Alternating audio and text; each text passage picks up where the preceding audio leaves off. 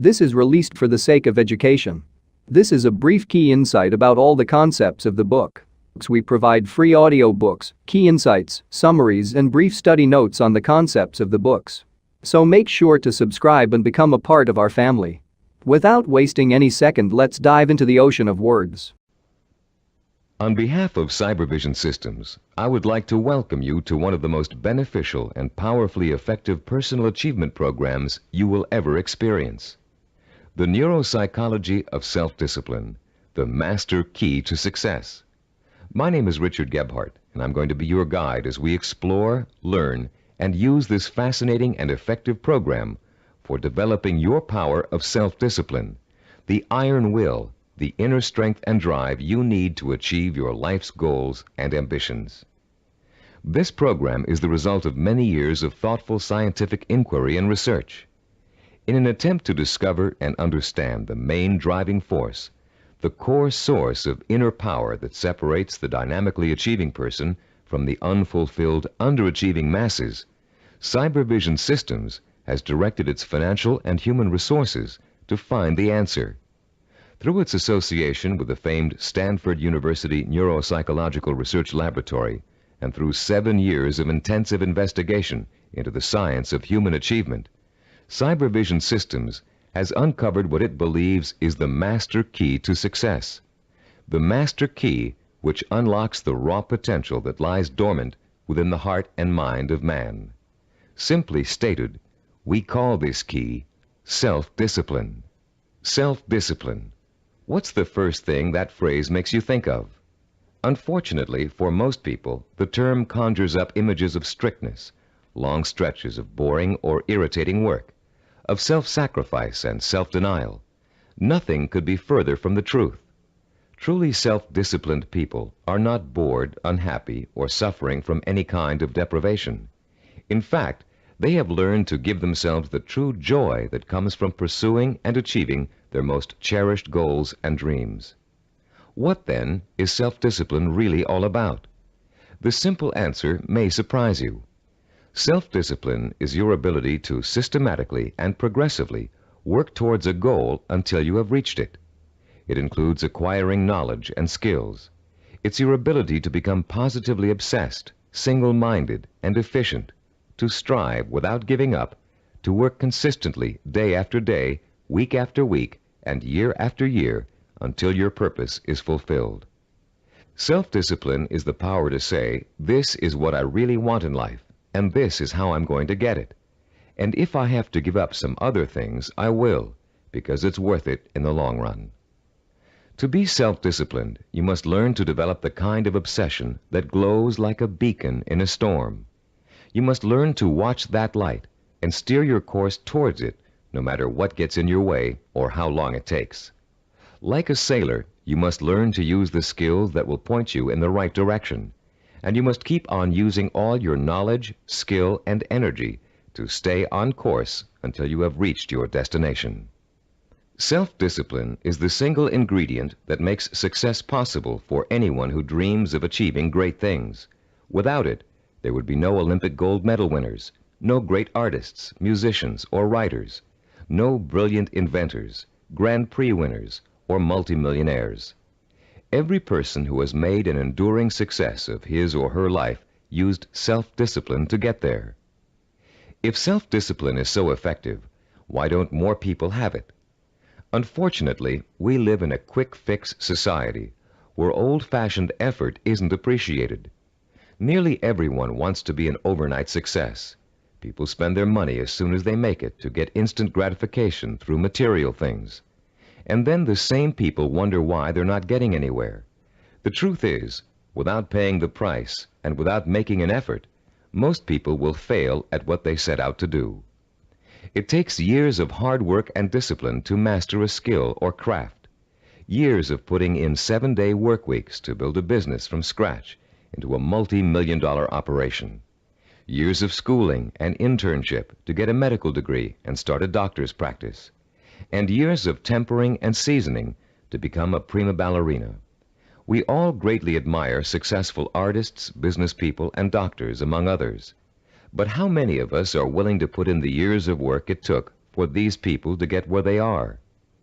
The late Ray Kroc, the founder and guiding genius behind McDonald's restaurants, told a wonderful story about the contrast between the self-disciplined achiever and the wishful thinker in a speech he gave to MBA candidates at Dartmouth College. He said, "I'm reminded of a story about the great pianist who gave a concert, and at the end a lady rushed up to him and said, 'I'd give anything in the world if I could play like that.' And he said, 'No, you wouldn't.' She could have if she wanted to. Anybody could. I know, as a piano player, that piano playing is mechanical to a great extent. But it's the dedication, the disciplining to practice that makes the difference. And when you're talking about a concert pianist, he has been practicing for years. Years of practice, several hours a day, every single day. Practice, practice, practice, practice. Sacrifice and discipline. That's what it gets down to.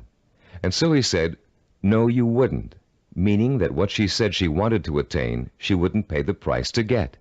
To discipline herself to do the studying and practicing required to be a concert pianist.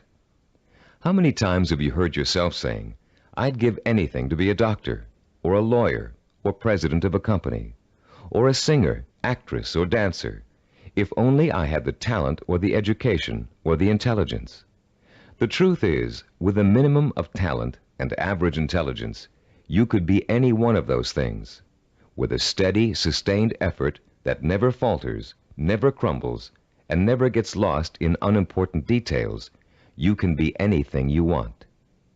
Many people believe that talent alone is the key to success. Talent might play its part, but it's not the difference.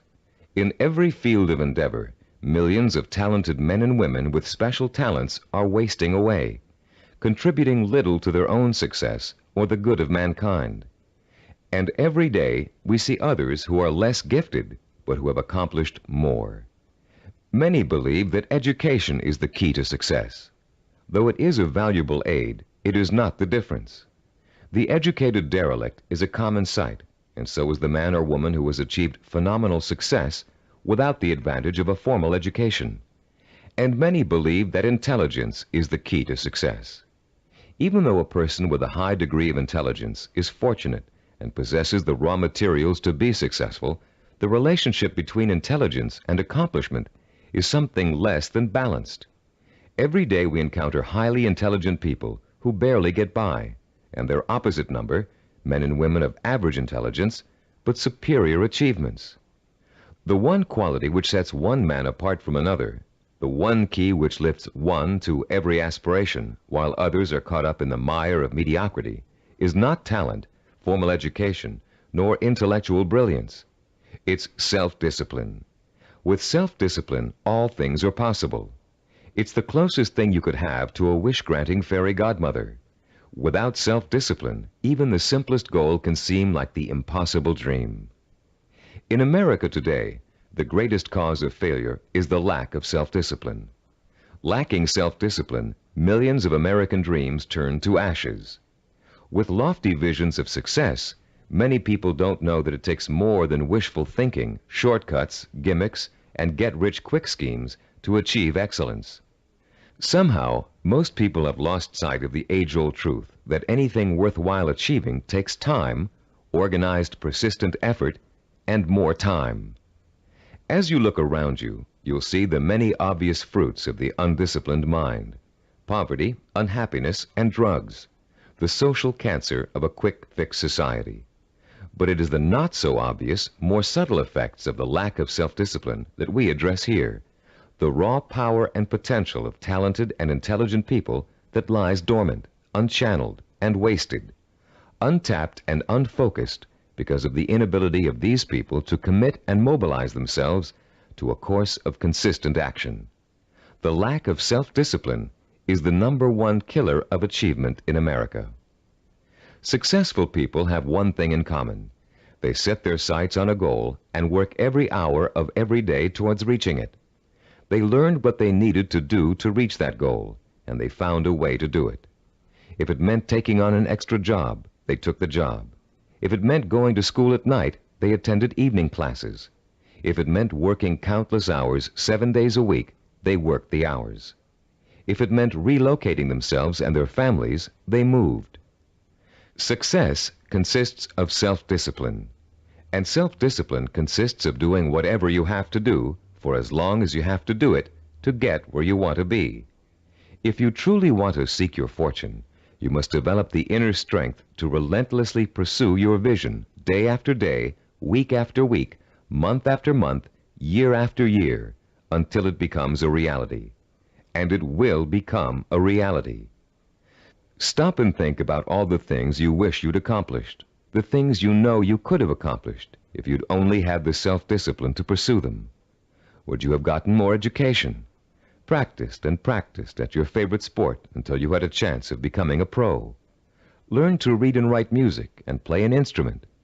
Study engineering so you could design and sell the ideas you're always dreaming up? Actually, there are things you've accomplished through self-discipline way back in your childhood. Just think, how long did it take you to learn how to walk? For how many weeks and months did you struggle to stand upright? How many bruises did you get from falling down? And how many times did you pick yourself up and try again? You learned to walk because as a toddler, you became obsessed with learning to walk. You were determined to learn, no matter how hard it was at first or how long it was going to take. Every step you took was a small victory, and every time you fell down, it was just an excuse to start all over. Children are naturally self-disciplined because children believe that everything is possible. Children don't say, "I can't do it." Children say, "I want to do it." When you want something badly enough, and when you believe in it strongly enough, self-discipline will get it for you. Self-discipline is the most powerful tool you own for bridging the gap between wishful thinking and real fulfillment. Without it, you can only stare, as author Amy Gross says, like a window shopper at the good things of life and shrug and move on. You can have those good things by developing the self-discipline to achieve them. What do you want that you're willing to pay the price for? What means so much to you that you'll spend weeks, months, or years pursuing it? Start thinking about your most cherished dream, because with the power of self-discipline, you're finally going to be able to achieve it, and this program will teach you how. The neuropsychology of self-discipline, your master key to success, will show you how to take the raw materials you already possess, your talent, intelligence, strength, and motivation, and turn them into the assets you need to achieve your life's goals. You'll learn how to gain the knowledge and skills that will set you on the path to success. And you'll learn to develop the kind of positive strength it takes to stay on that path until you have reached the very end. You may think it's impossible for you to develop the kind of self-discipline you see others using to achieve success. You may think you're too lazy, too scattered, too quick to give up. And that may be true of the way you're behaving now. But most people aren't self-disciplined because they never had a chance to experience the kind of joy and satisfaction that comes with mastering their own abilities and applying them to the one thing they really want in life. Once you get a taste of how intoxicating, of how free self-discipline feels, you'll be hooked on it for life. The neuropsychology of self-discipline is not the result of pop psychological and faddish theories, nor does it contain simplistic pablum-like success gimmicks found so often in many self-improvement programs. The neuropsychology of self-discipline program incorporates the breakthrough findings of one of the world's most respected brain researchers, Dr. Carl H. Pribram, director of the Stanford University Neuropsychological Research Laboratory, with the practical experience of Cybervision Systems' team of learning experts. Dr. Pribram is one of the most respected and renowned brain and behavioral researchers in the world. Trained as a neurosurgeon, Dr. Pribram has been conducting research into the brain and behavior for over 30 years. His pioneering work and discoveries have led to his being called the father of neuropsychology. Besides his responsibilities at Stanford, Dr. Pribram also serves as the Director of Advanced Research for Cybervision Systems. The neuropsychology of self-discipline incorporates two of Dr. Pribram's revolutionary discoveries. The first is his finding that our behavior is governed by images of achievement, and that without these images, we cannot mobilize and motivate ourselves to achieve our goals. The second is Dr. Prebram's discovery of how the human brain forms visual and sensory images and how these images affect our emotions, our power to commit ourselves to a course of action and see it through to the end with excellence through perseverance and persistence. Dr. Prebram's cutting-edge work lets us understand for the first time the relationship between thinking, sensing, motivation, and behavior. And by collaborating with Dr. Prebram, Cybervision Systems has been able to develop a powerful technology that enables you to harness your own mental processes and motivate yourself to develop the kind of iron will that will carry you through thick and thin to achieve your goals, achieve them well and completely, and enjoy the journey every inch of the way. You don't have to be a scientist to understand, apply, and benefit from these principles. All of the complex research, development, and testing has already been done for you. We've turned Dr. Prebram's research results into a simple but powerful technology anyone can use to learn the beauty and joy of true self-discipline. Your Neuropsychology of Self-Discipline program centers around 3 points of organization. First, in Session 2, you'll be introduced to a description of 10 characteristics of goal-achieving, highly disciplined people. Countless hours of research and interviewing went into gathering this information, all to discover the tools these people used to develop and exercise their powers of self-discipline. These characteristics will become a model or benchmark that you will strive to incorporate into your life. By keeping these characteristics close in mind, you'll have an achievable ideal against which you can measure your own behavior and habits as you strive to acquire and make permanent the skill of self-discipline. The second crucial section of this program is what we call the Knowledge and Information section.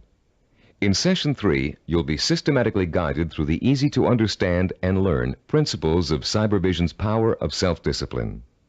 You'll learn once and for all that the power of self-discipline is the master key to your success. Not only will you learn why, but you'll thoroughly understand, in depth, the power principles of self-discipline. The third, and to you the most important section of the program, is what we call Action and Implementation. In Sessions 4 through 10, you'll begin the actual process of becoming self-disciplined, of developing the core skills that will enable you to achieve anything and everything you desire. You'll start by learning how to determine exactly what it is you want to achieve in your life. You'll then learn how to select role models who have already achieved what you desire to achieve, and learn patterns of success from them. You'll discover how to transform those desires into emotion-provoking imaginary blueprints, sensory images rich in sight, sound, touch, taste, and smell, images that excite and stimulate your emotions. You'll learn how to overcome the poisonous doubt that gnaws deep within you as you dwell and reflect upon your chances for success.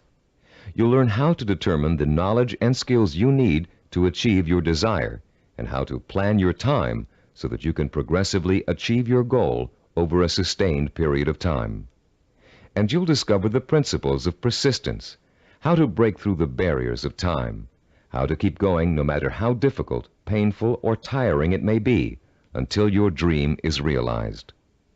Once you have mastered the principles of self-discipline, you'll discover that nothing, literally nothing, is impossible for you. You will feel like a lean, hungry lion who has just been set free from temporary captivity, proud, aggressive, and equipped with the instincts and tools of survival. Included with this program is a personal study guide. It was designed to assist you in mastering the materials and applying the techniques contained in the audio cassettes. Use it well, for it will help you every step of the way in developing the power of self-discipline. Before you go any further with the audio cassettes, please read the introduction in the study guide. Complete the written exercises for this session, Session 1. Then prepare yourself to listen to Session 2 by first reviewing the background information on Session 2 in the study guide. By following the principles of this program, you will, for the first time in your life, be able to achieve whatever it is you desire and accomplish it with the pride of excellence. Talking about success is one thing. Anybody can do that. Achieving it day by day Month by month and year by year is another. That's what you're going to learn in this program. How to do it.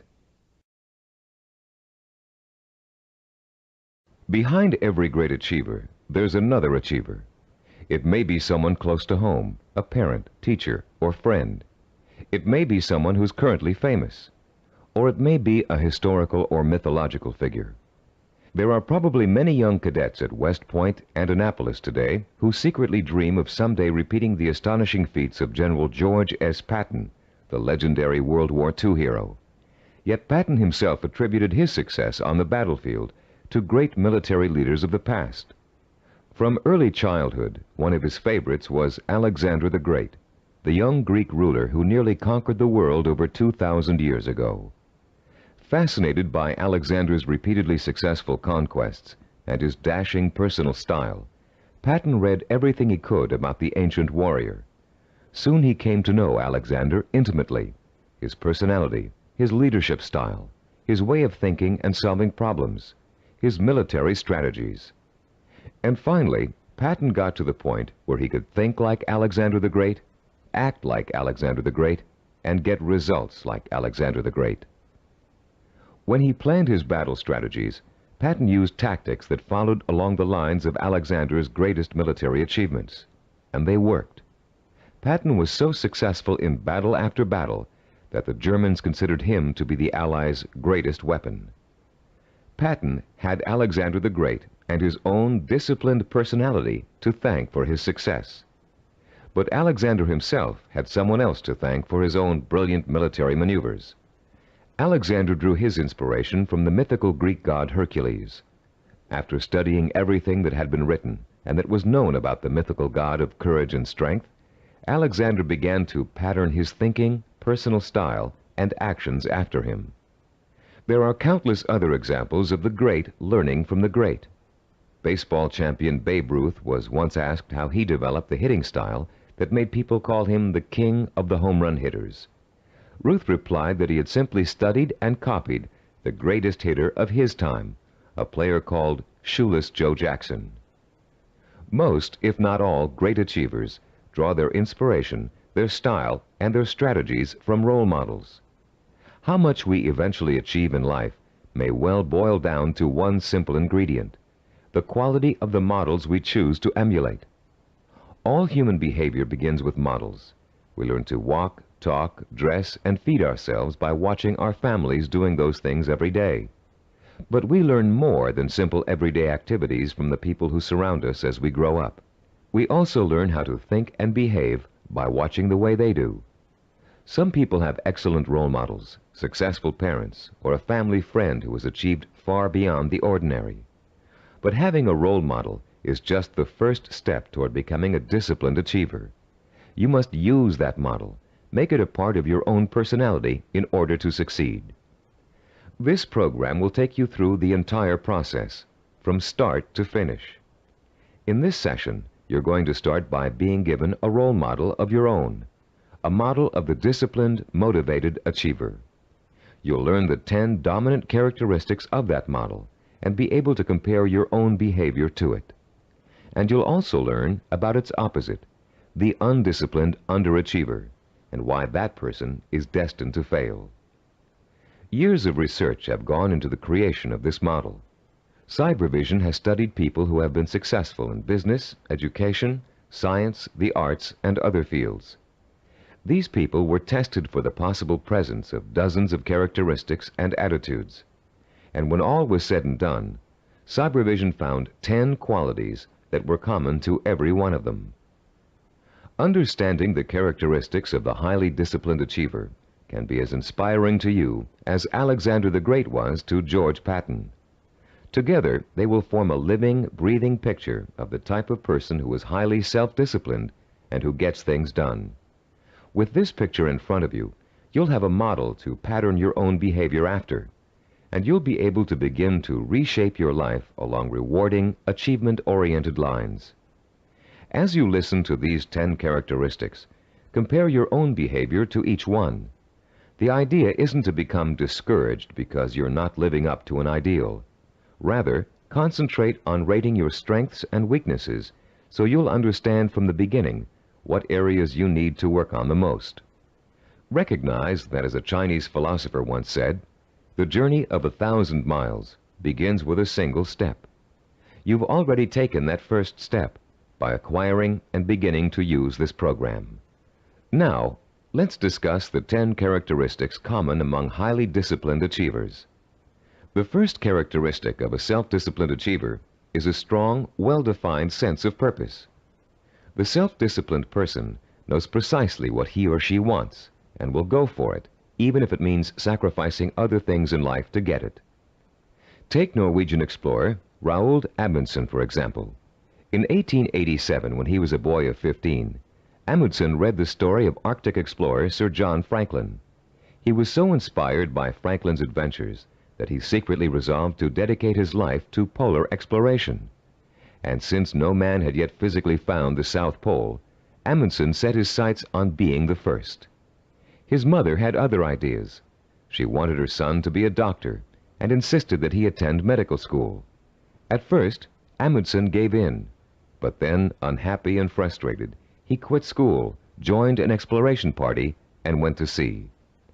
Amundsen spent years apprenticing in the treacherous Antarctic. It was hard physical work, and there was a lot to learn. He studied nautical techniques until he became a master sailor, and then he began to organize his own expeditions. 24 years after Amundsen chose his goal, he succeeded in achieving it. In 1911, he became the first man to find the South Pole. Contrast Amundsen's single-minded pursuit with the profile of a person who isn't sure what he or she wants to accomplish. The purposelessness personality drifts through life uncertainly, always searching, never finding. This is the type of person who changes jobs, leaves relationships, and starts projects but never finishes them. It's someone who never stays with anything long enough to become successful at it. People today are becoming more and more afraid of commitments. They're afraid of committing themselves to one career. They're afraid of committing themselves to one relationship. They're even afraid to commit themselves to staying in one place for very long. They talk about leaving their options open. Ironically, these people are very much committed to failure, because without a sense of purpose, they can't apply themselves to any one thing, and without applying themselves, they can never succeed. Look around you, and you'll see 40-year-olds and 50-year-olds who are still jumping from job to job, from relationship to relationship, always searching for an answer somewhere. They'll never find it. The second characteristic of the self-disciplined person is that he or she seeks out and uses positive role models, often called mentors. Patton found and learned from Alexander the Great. Roald Amundsen got his inspiration from Sir John Franklin. To be self-disciplined, you must find a mentor who can inspire you with his or her own example of discipline. This person will instill you with a sense of real possibility, the belief that if he can do it, so can I. The person who has no self-discipline tends to identify with and tries to emulate people whose values are quick fix. The undisciplined think success can be achieved through gimmicks, luck, or who you know. For this reason, they actually distrust and resent the truly successful. They cannot bring themselves to admit that it takes hard work and consistent effort to reach a lifelong goal. Rather than working to get their own lives in order, these people blame their lack of success on bad breaks. They will always have bad breaks until they give themselves a break. The third quality that distinguishes the self-disciplined person is the strength of his or her imagination.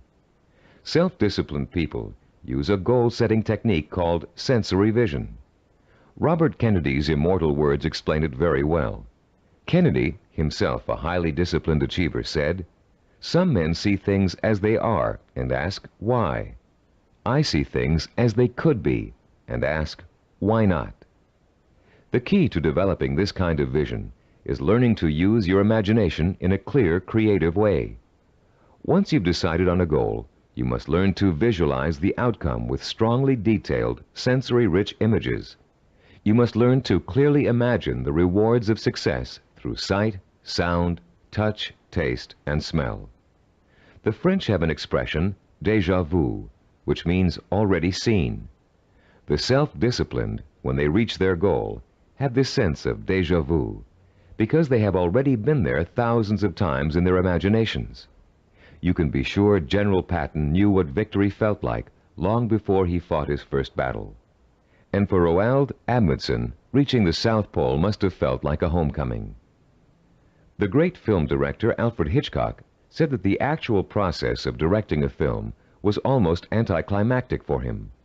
By the time production started on each of his films, he had already visualized every single frame and every single camera angle so clearly in his own imagination that making the movie consisted of just going through the motions.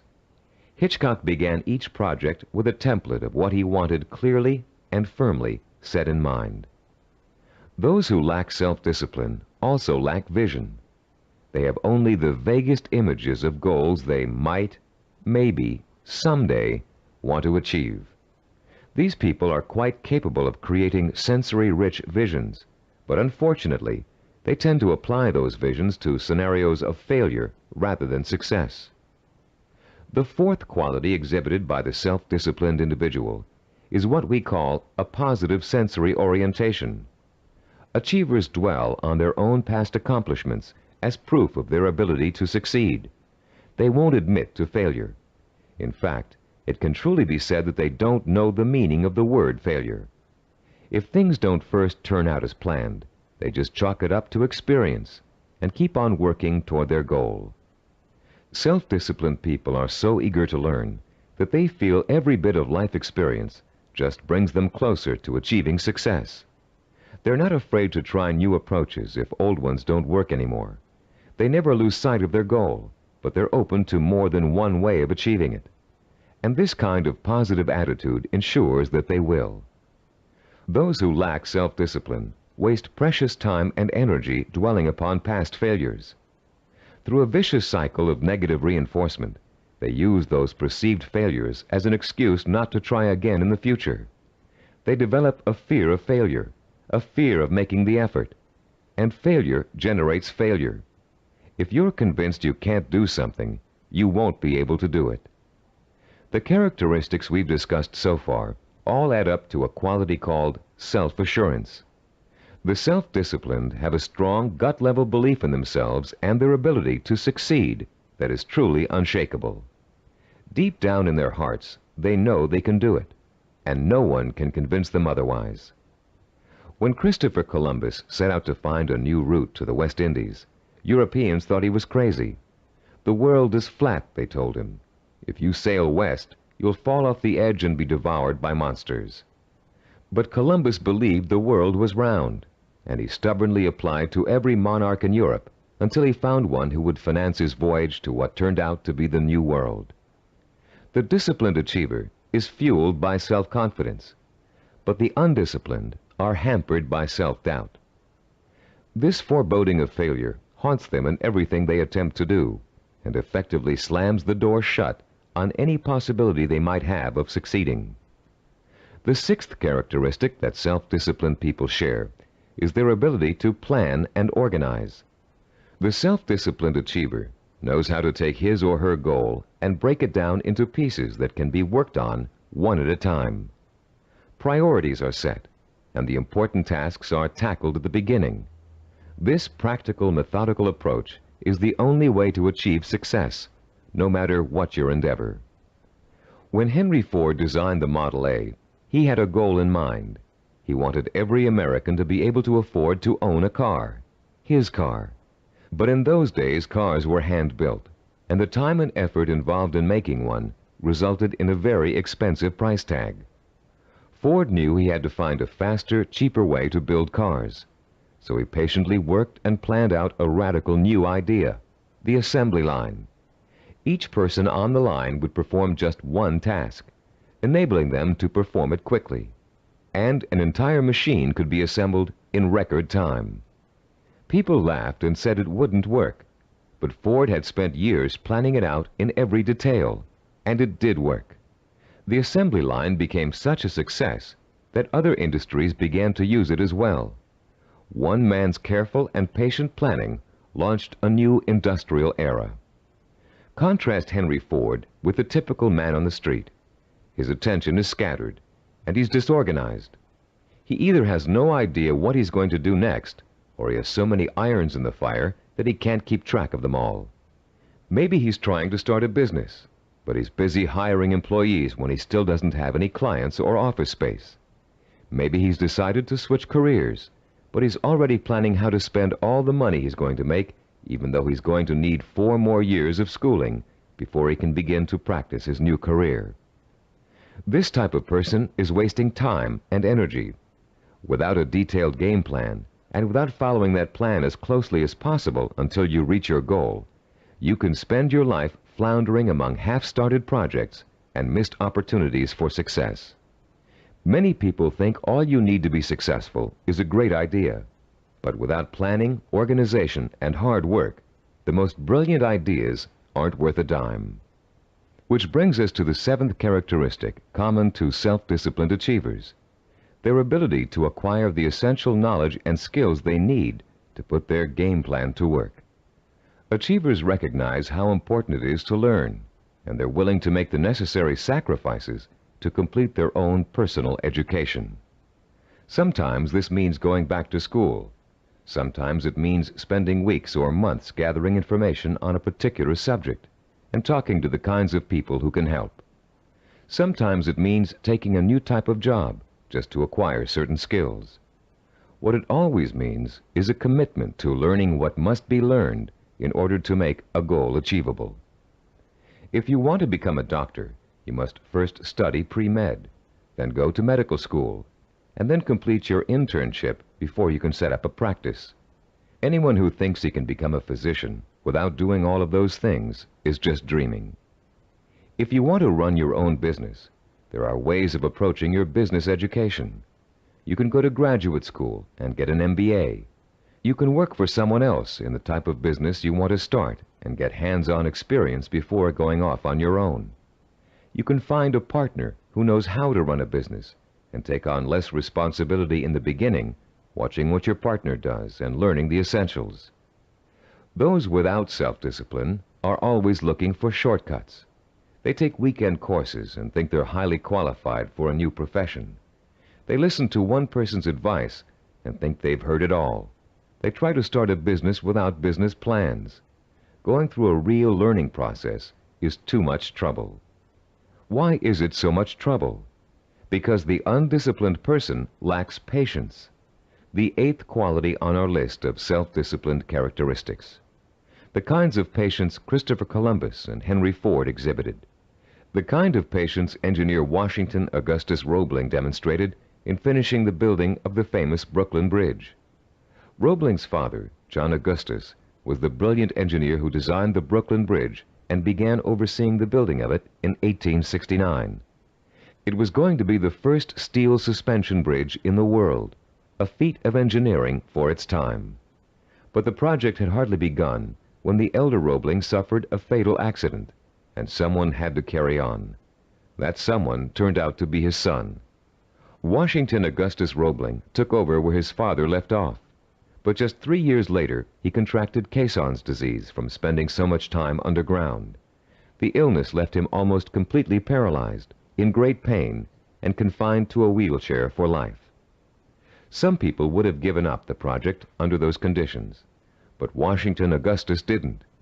Instead, he moved to an apartment in Brooklyn Heights that overlooked the bridge, and he sat all day at the window, watching the work as it progressed and supervising it from his living room. Messengers ran back and forth, conveying his instructions to the workers on the bridge. Washington Augustus worked this way for 11 years, until the bridge was opened in 1883. Obviously, the younger Roebling's patience paid off, mostly because he, like other self-disciplined achievers, was not intimidated by time. Roebling would have sat at that window without complaint for 20, 30 years or more in order to finish his project. It meant that much to him. Later in this program, we'll explore further the special relationship between the highly self-disciplined and time. For now, we'd like to point out that time becomes immaterial to those immersed in pursuing a goal. Hours pass as if they were minutes, weeks as if they were days, years as if they were months. The self-disciplined do not worry about time. They also see time as a tool. Accomplishment takes time, and people who wish to achieve have all the time in the world. Because every moment they're working towards their goal, they know they are coming 1 minute closer to reaching it. And for the self-disciplined, getting there is at least half the fun. The undisciplined view time as an enemy, something to beat. You'll hear them say, "I want it all now. I can't wait."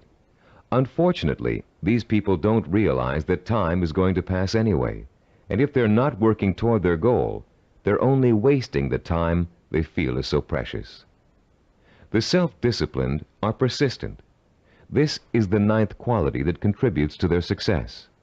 They have what it takes to stick to their vision through thick and thin, day in and day out. They don't give up in spite of rejection, hardship, setbacks, or other people's opinions. They are relentless in their pursuit of their own dreams and goals. The self-disciplined are actually very stubborn. They succeed against all odds. When they get discouraged, they draw new inspiration and motivation from their sensory-rich visions of success. And that's enough to fuel their emotional drive to keep on making the effort. Ellie Hawkins, a mountain climber, is a good example of someone who just wouldn't give up even when the odds turned against her. She set out to climb a particularly difficult face of Yosemite's treacherous El Capitan. Ellie undertook this climb to prove that dyslexia, a learning disorder from which she suffers, can be beaten. In the middle of the climb, Ellie slipped and suffered a rope burn on her left hand that was so bad she almost lost complete use of the hand. She could have stopped there, but she didn't. What started out to be a 6-day climb turned into a torturous 8-day ordeal as Ellie worked with one hand, holding her wounded arm above her head to lessen the pain. Ellie reached the top and immediately announced plans to tackle another very difficult climb. No one doubts that she'll do it, because she has the hallmark of a disciplined achiever. The undisciplined are easy quitters. They give up when the going gets rough. They're more interested in having a good time than in working. Even worse, they find it impossible to have a good time when they are working. This brings us to the 10th and last characteristic of the self-disciplined achiever: the ability to experience pleasure while working to achieve his or her vision. These people are excited by their goals and become easily engrossed in the work it takes to get there. They're interested in learning, they enjoy acquiring new skills, and they have a good time while they're pursuing their ambitions. To the highly disciplined, there's no such thing as work. Their work becomes their life and their main source of pleasure. When they become successful, you often hear them say, "I can't believe I'm getting rich doing this. It's so much fun." And most of them would keep doing what they're doing, even if they weren't making money at it. To the undisciplined, work is the stressful, painful, boring part of life that must be tolerated between periods of pleasure. These are the people who live for the weekend, who are willing to work only because it gives them the disposable income they can spend on fun. And these are also the people who don't want to put in overtime or take work home unless they're being paid extra for it. If taking on more work will only get them a promotion or a crack at a better job, they won't do it. Now that we've identified the 10 qualities common to all self-disciplined achievers, we'd like you to begin comparing yourself against the model characteristics we just discussed. This self-assessment will give you a good idea of your own strengths and weaknesses. After you've finished listening to this session, turn to page 11 of your study guide and follow the instructions for using the personal assessment form you'll find there. Let's summarize the characteristics of self-disciplined achievers. First, they have a strong, well-defined sense of purpose. They know what they want. Second, they seek out positive role models for inspiration and learning. Third, they use sensory-rich visions and a vivid imagination to set the stage for their own achievement. Fourth, they have a positive sensory orientation. They expect to succeed rather than fail. Fifth, they have a deep-rooted belief in their ability to achieve. They are immeasurably self-assured. Sixth, They have the ability to plan and organize. They can break down what they want to achieve into manageable steps and set priorities that let them accomplish the most important things first. Seventh, they know how and when to acquire essential knowledge and skills. They're not intimidated by the thought of having to learn something new. Eighth, they have patience. The passing of time doesn't bother them. They'll keep working toward their goal for as long as it takes. Ninth, they persevere.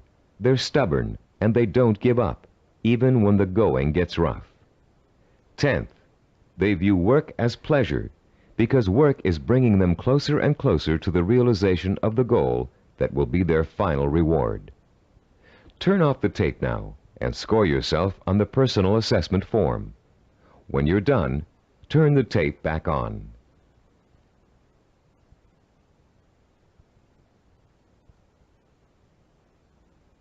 Welcome back.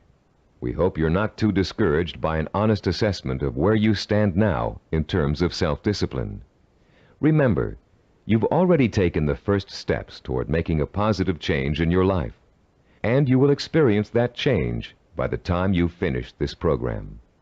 Nothing will be impossible for you once you develop and harness this inspiring and enduring power of self-discipline. And, as you'll soon find out, self-discipline is not so difficult to develop as you might think.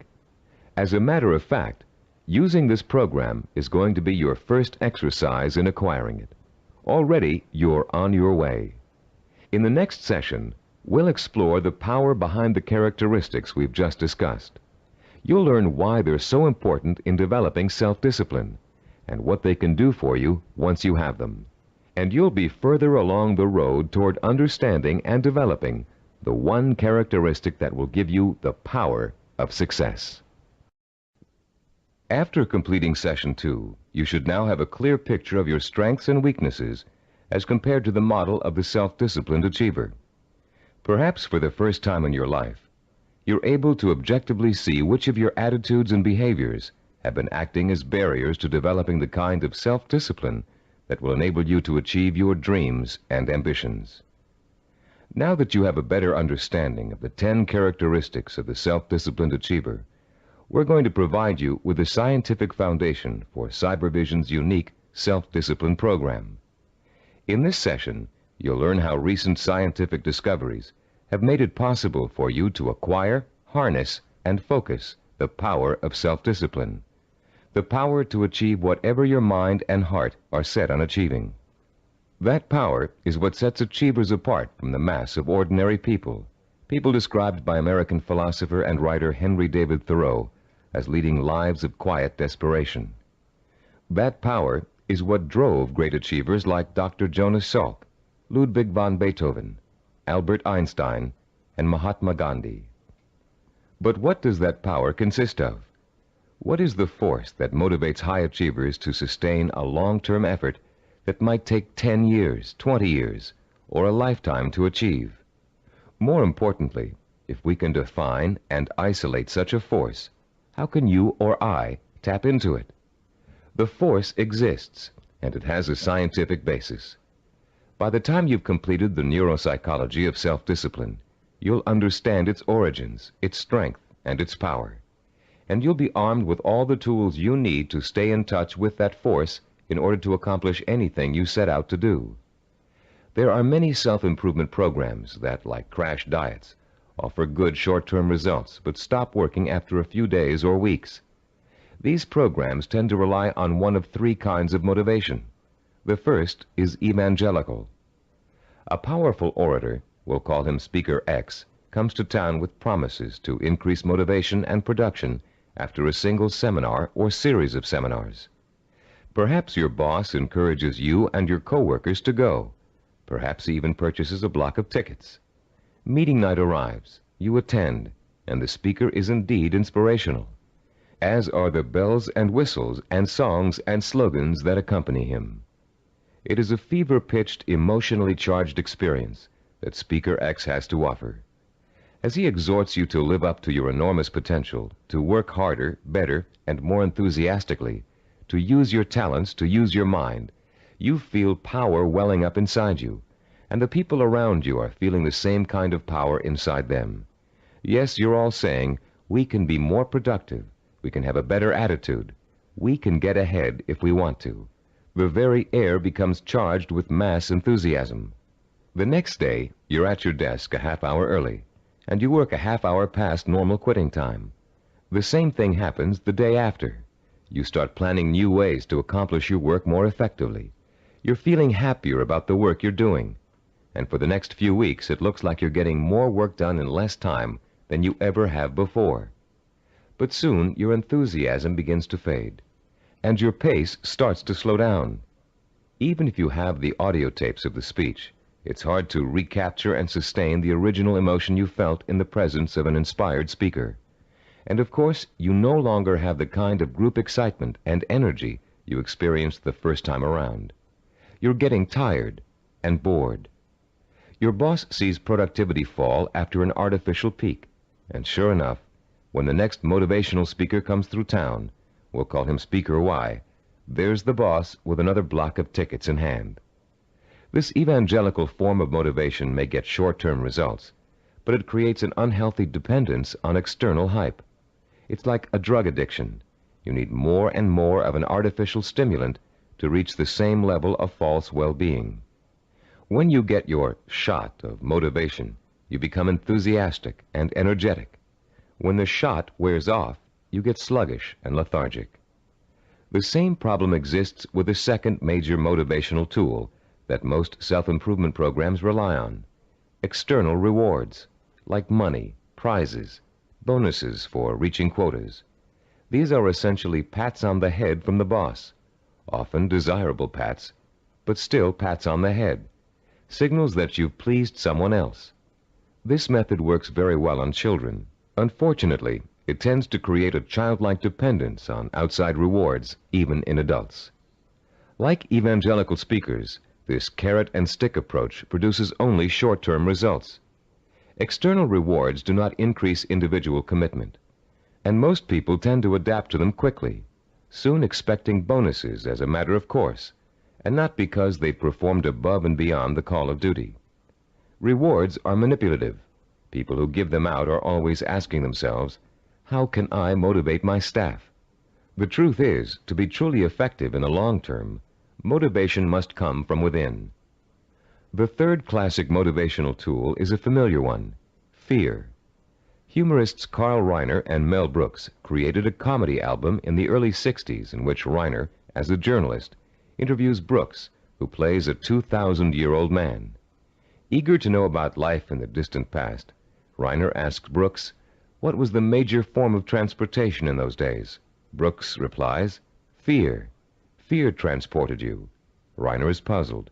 Fear, he asks? Brooks responds, yeah, fear. You see, an animal would growl, and you would go 2 miles in a minute. It's true, fear is a great motivator. If you don't perform, something undesirable happens. You lose your job. There go the house payments, the car payments, the kids' college tuition, and so on. As the mental dominoes fall, you're motivated to keep performing. But while fear may bring short-term results, it also brings resentment and rapid burnout. It doesn't take long before you're angry at the system that's keeping you going. And anger makes you less productive, which increases your fear.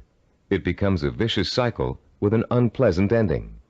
It should be pretty clear by now that these motivational systems aren't motivational at all. Each of them relies on an external stimulus and an artificial situation. And each relies on an initial burst of emotion that fades rapidly when the new situation becomes habitual. You may have tried several of these motivational or goal-setting programs in the past. Perhaps they even contributed to your sense of self-awareness. If so, you've no doubt learned that self-awareness alone is not sufficient to motivate change. It's easy to identify self-defeating behaviors. It's easy to plan strategies for eliminating them. It's easy to turn over a new leaf, but it's very difficult to sustain change for a long enough period of time for your new behavior to become as ingrained in your character as your bad habits were in the past. Having a roadmap is not enough. You need fuel. The key to developing self-discipline, the power to persistently pursue a long-term goal without giving up until the goal is achieved, is the fuel of internal motivation. It would be nice if we were all born with the patience, drive, and skill it takes to achieve any long-range goal or complete any long-term project, but we're not. Self-discipline is a learned behavior. Years of research at major American universities, primarily California's Stanford University, have proved it. And Cybervision's own research into the latest learning theories of behavioral scientists have confirmed that self-discipline is an acquired characteristic with a basis in behavioral science. The neuropsychology of self-discipline has been developed according to materials gathered from two major sources. Our information comes from our own research into the way human beings learn, and from the revolutionary discoveries about the structure and organization of the human brain made by Dr. Carl Pribram.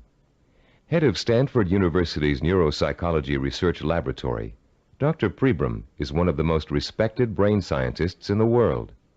Trained as a neurosurgeon, his research into brain function led to a deep interest in the behavioral sciences. His pioneering work in both of these areas led to the fusion of the two into the science of neuropsychology. As a neuropsychologist, Dr. Pribram studies how the nervous system and its component parts affects human behavior. Those studies have led to two revolutionary discoveries. The neuropsychology of self-discipline incorporates both of them. The first of Dr. Pribram's discoveries explains how the human brain forms visual and sensory images, and how those images affect our minds, our bodies, and our behavior. The second discovery is that our behavior is governed by images of achievement, neuronal blueprints of the skills and actions that determine our success or failure in the achievement of our goals. Let's discuss how each of these scientific discoveries leads us to understand the power and the origins of self-discipline. Many scientists and psychologists have believed for years that the human brain barely distinguishes a real experience from an imagined one. Best-selling self-help books like Psycho-Cybernetics, Think and Grow Rich, and others have used this belief as their foundation for motivation and change. This idea has also been the cornerstone belief of people involved in metaphysics and the human potential movement. The idea that the brain cannot tell the difference between a real experience and an imagined one has never been scientifically proven until Dr. Pribram's research showed us that it is true. But Dr. Pribram's research did not prove that, as many people think, all you have to do is imagine what you want, and through the magical power of the mind, you will achieve it. If this were true, achievement would be easy. And as anyone who has tried to achieve a long-term goal will tell you, it is not. Put into its proper perspective, this concept of imagination is critical to achievement, but not because imagination possesses a magical power to attract success like a magnet. Imagination is critical to achievement because it evokes the power and emotion that stimulates and sustains the drive to achieve. The human nervous system responds emotionally to imaginary images rich in sensory detail, in sight, sound, touch, taste, and smell, as if they were real. In fact, the brain doesn't distinguish between sensory-rich imagination and reality. That's why the sight of a hand reaching for a murder victim on a movie screen can inspire the same terror, the same rapid heartbeat, and rush of adrenaline as a real threat does. You can perform a simple demonstration of how an imaginary image affects the body's responses right now. Close your eyes and imagine for a moment that you're holding a firm, ripe lemon in your hand. Now bring the lemon up to your mouth and slowly bite into it.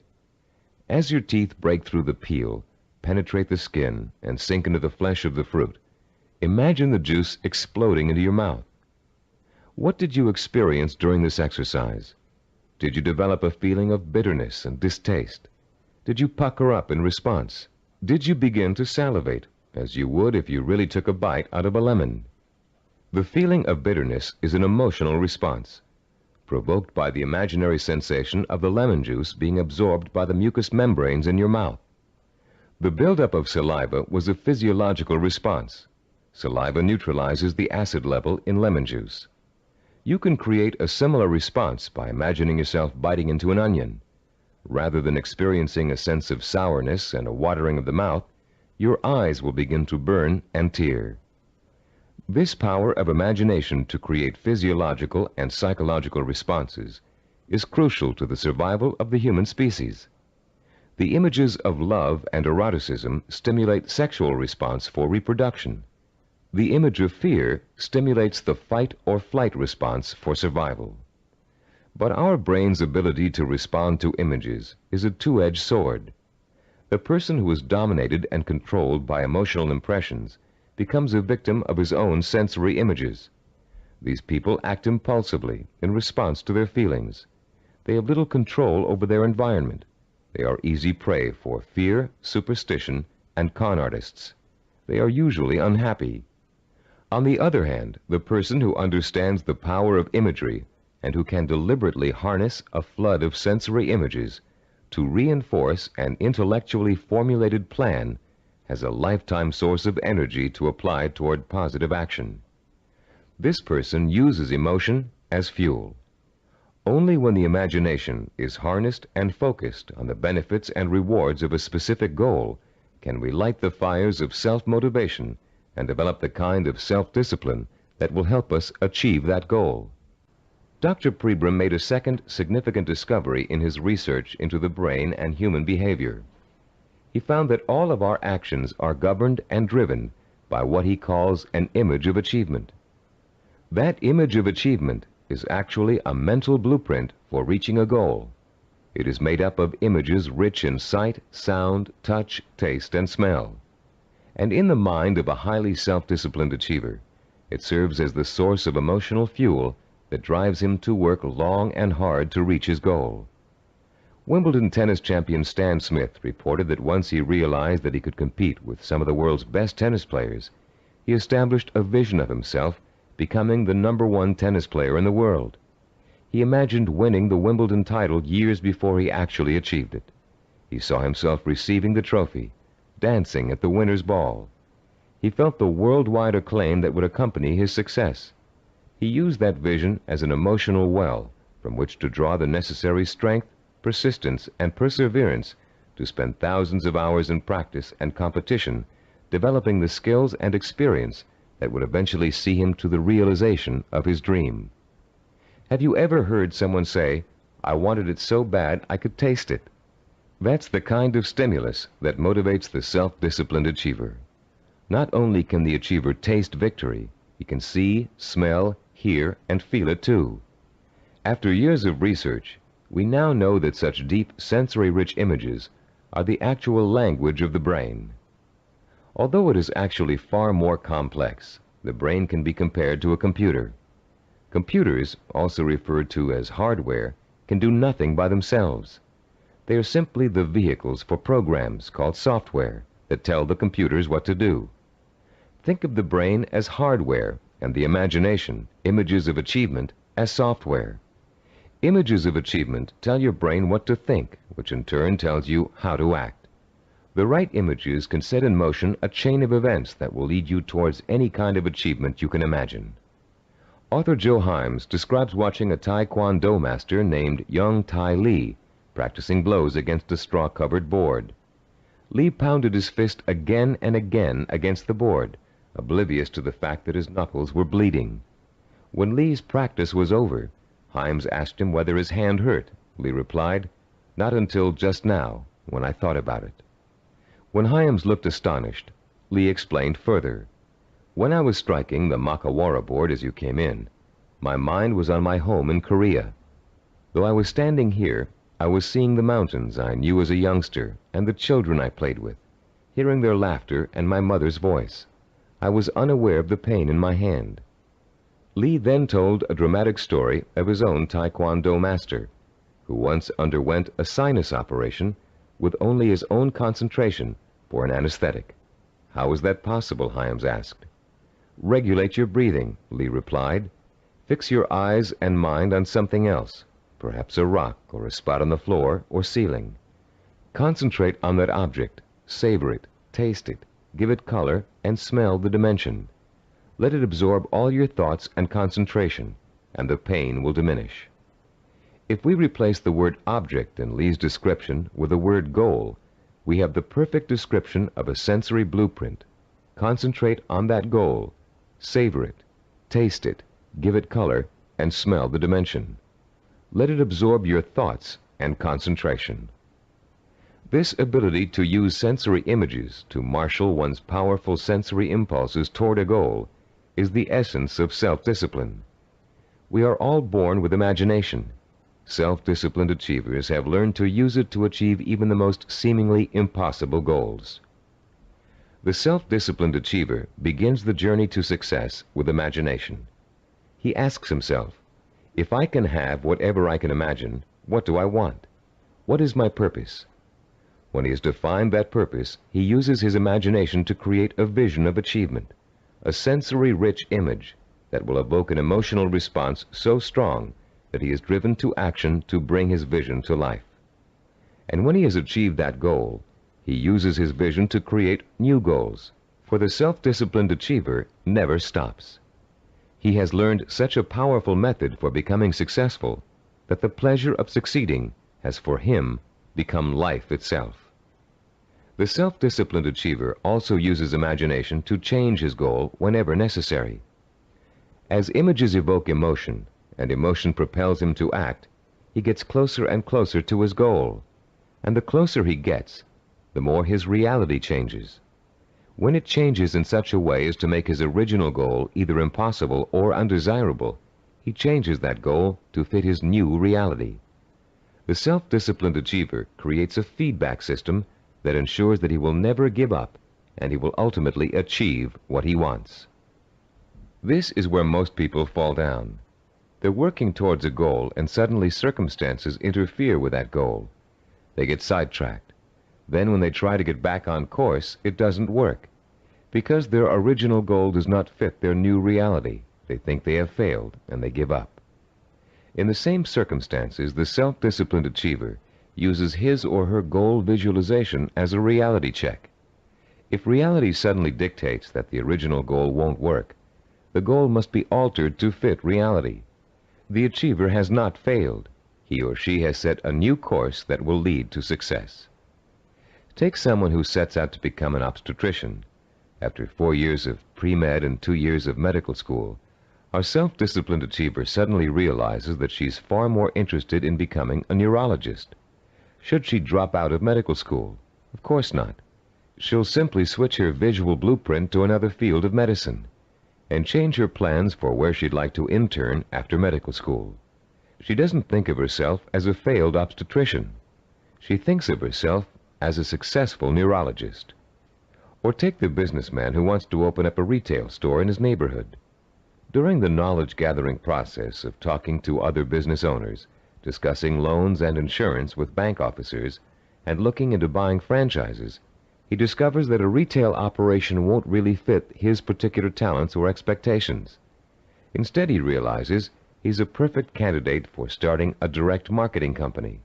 So he changes his vision and his direction to fit his new goal. For these people, the fire still burns, but the trial and error process of working towards their goal has led them in directions they wouldn't originally have thought to go in, and they will be successful because they're flexible enough to grow and change as their goals grow and change. The relationship between vision, self-motivation, and achievement can be condensed into an easy-to-understand 7-step formula for developing self-discipline. As we explain that formula, you can refer to your study guide and follow along as we talk about the 7 keys to self-discipline outlined in diagram 3.1. The first step in developing the power of self-discipline is to create a purpose. You must define a cause to which you can wholeheartedly commit your time, resources, and energy. This cause points you in a direction. It gives you a reason for making the effort. It lights a small spark inside you that will soon begin to burn with emotion and drive. The second step is to find role models who have already achieved what you want to achieve. Study their life patterns, their methods and techniques for reaching their goals. Let their example inspire you. and realize that they are normal people just like you, but they are self-disciplined people. With the power of self-discipline, you can achieve as much as they have. With a firm purpose in mind and an exciting sense of possibility sparked by your role models, you'll find yourself developing a strong-willed emotional belief in your ability to succeed. The first small spark of hope is turning into a glowing ember of possibility. In the third step, you'll translate your feeling of possibility into a sensory-rich vision of success. At this point, with a vision rich in touch, taste, sight, smell, and sound in front of you, you'll make the leap from the possible, "I think I can do it," to the heartfelt, "I know I can do it." Your vision and your belief will fan the embers of conviction until they burst into a flame of emotion that incites you to action. This all-encompassing flame of emotion is the fourth step of the formula. It is what gives you the energy, the creative power, and the desire to single-mindedly see your vision through to its successful completion. Motion is the root word for emotion. The original meaning of the word emotion is, in fact, a moving, a stirring, an agitation, which is precisely what happens when belief in your goal catches fire. The fifth step in our formula is planning, the first bit of action inspired by your emotion. Through effective planning, you can identify and map out the steps you need to take in order to make your vision a reality. You'll figure out exactly what you need to do to accomplish your goal and how long it will take. And turning your vision into a concrete goal will further fuel the fires of emotion and action. Once your vision has become a plan, you must acquire the knowledge and skills necessary to implement that plan. This is the sixth step in the formula for developing self-discipline. No matter how difficult the learning process might be, you continue to draw inspiration and fortitude from your vision. And each time you master a skill, your confidence in your ability to achieve increases. The seventh and last step in our formula is what we call persistence and perseverance. Persistence is staying with your vision, seeing it through to its completion, no matter how long it takes or how difficult it is. Perseverance is persisting in spite of setbacks, disappointments, and hardship. Once you begin acting to achieve your goal, your drive to sustain the forward motion, to persist and persevere, is constantly fueled by the strength of your initial vision. And as you get nearer and nearer to accomplishment, the vision becomes more and more real. As your vision fuels reality, and reality fuels your vision, your drive to achieve begins working like a giant breeder reactor. You've put into motion a self-perpetuating spiral of vision, belief, emotion, motion, and reality. This formula for harnessing the essence of self-discipline will change your life. For the first time, science has given us the power to truly be able to change our own circumstances from the inside out, to understand what makes men and women overcome tremendous odds and obstacles to achieve greatness. For the first time, greatness is within the grasp of each of us. Through the understanding of the scientific principles that govern our thinking and behavior, we can, for the first time, program ourselves for success. In the next session, you'll begin to put the principles you've just learned into action. You'll learn a powerful sensory exercise which will let you determine your true goal. And once you've taken that vital first step, you can begin the exciting journey of action that will propel you towards the ultimate achievement of your heart's desire. At a recent workshop based on the neuropsychology of achievement, Cybervision President Stephen DeVore was asked an interesting question by a young corporate product manager. Mr. DeVore had been outlining the principles of goal setting when the product manager said, "You know, there's one problem I haven't yet solved. We talk about opportunities and goals, but there are so many opportunities to choose from, so many different directions we can go. How do you figure out exactly what you want to go for? How do you focus in on one choice among so many?"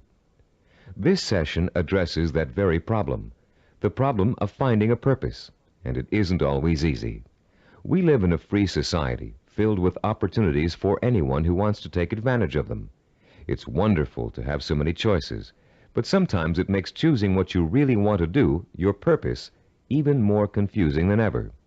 Still, there are ways to narrow your choices down, and this session will show you how to do it. Through an exciting and powerful 4-point exercise, you're going to learn to pinpoint what it is you want most in life, out of all the things you may think you want. It will take some effort, some soul-searching, some creative thinking, and the outcome may surprise you. By the end of this session, you'll have chosen and defined what we call a macro purpose. The term macro means large or inclusive.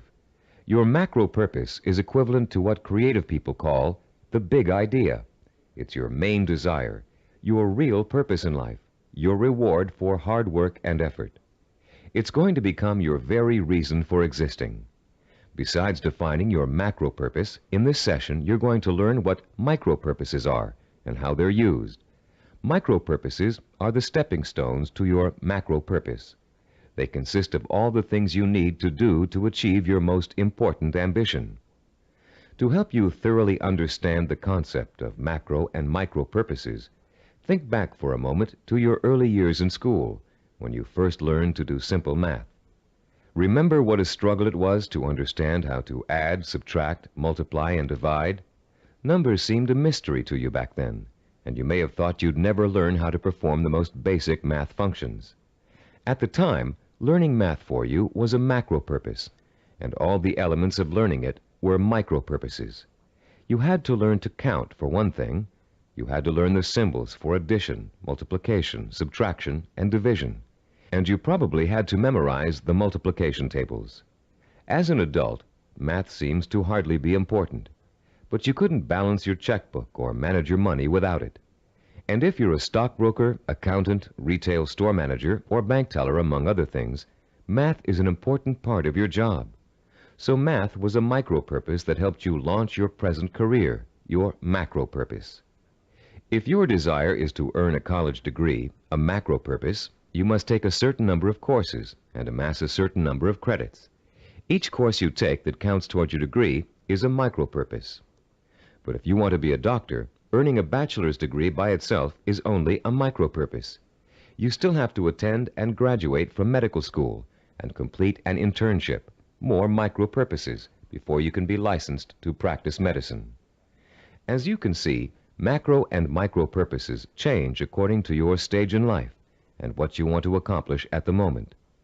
A teenager may enter college with no clear idea of what he or she wants to do except finish school, the macro purpose of the moment. But by the third year of school, that student may decide on a career that requires additional schooling and a period of apprenticeship. So finishing school becomes a micro purpose, a stepping stone to a rewarding career. But macro and micro purposes don't just apply to careers or lifelong goals. Setting a macro purpose and determining what micro purposes are necessary to achieve it is an excellent way to help you accomplish any goal, no matter how large or small. It's a logical and creative process that lets you organize your thoughts and actions to make your goal clearer, more rational, and easier to achieve. Just imagine for a moment that you're stranded alone in the wilderness on a freezing winter day. It's late afternoon, and there's no hope of rescue before the next morning. Somehow, you have to figure out a way to survive the bitter cold night, your macro purpose. Your micro purpose is keeping warm, and right off the bat you can think of 3 ways to do this. The first is to put on some more warm clothes, but you don't have any, so that choice is out. The second is to find shelter, but there's none in sight, and you don't have the time or the tools to build anything before nightfall. The third is to light a fire and keep it going through the night. Since the woods around you are filled with dry logs and kindling, this looks like a real possibility. But you don't have any matches, and as for rubbing 2 sticks together to start a fire, it never worked when you were a child, and you doubt that it will work now. There has to be another way.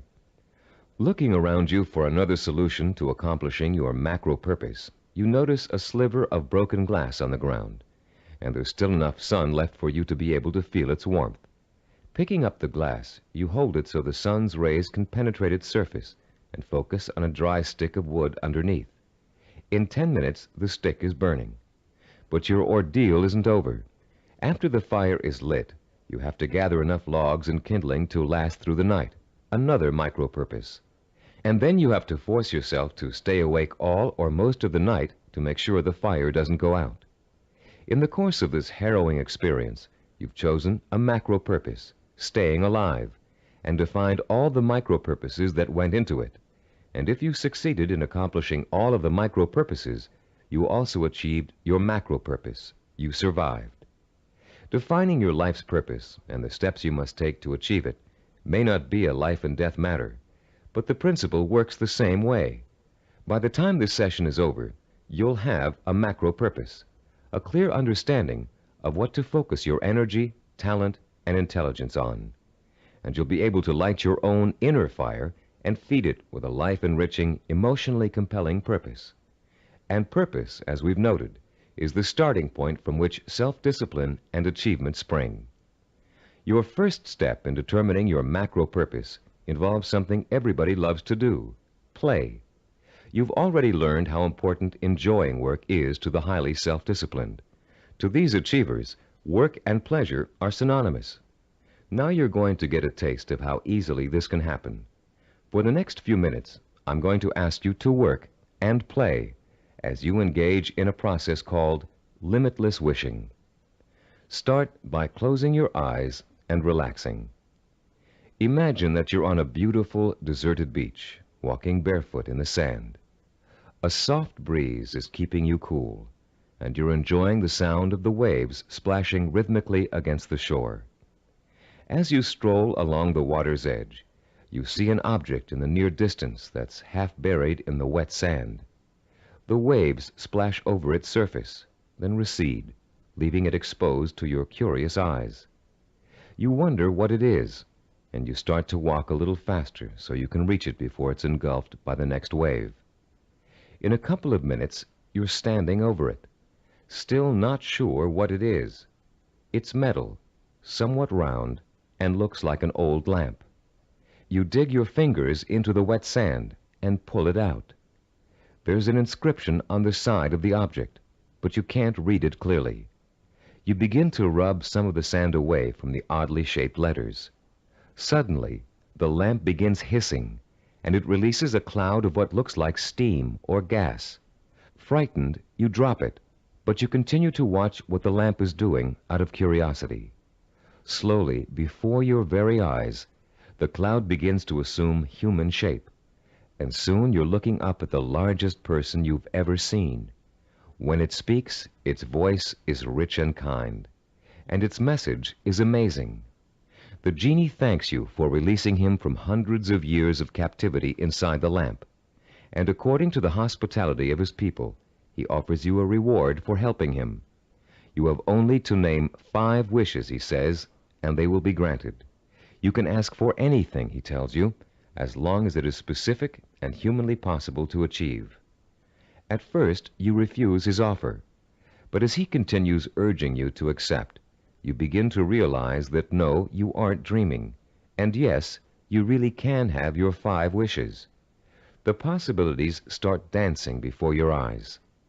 Think long and hard about it. What are the things that will turn your life around and make you truly happy?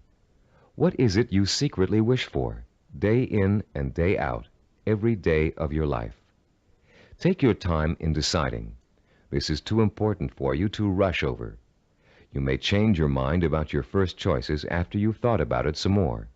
When you do make your final selections, write each one down in the space provided on page 18 in your study guide. Start each wish with the term, I want, and write it in clear, specific language in the present tense. Turn your tape off now and decide what you will wish for.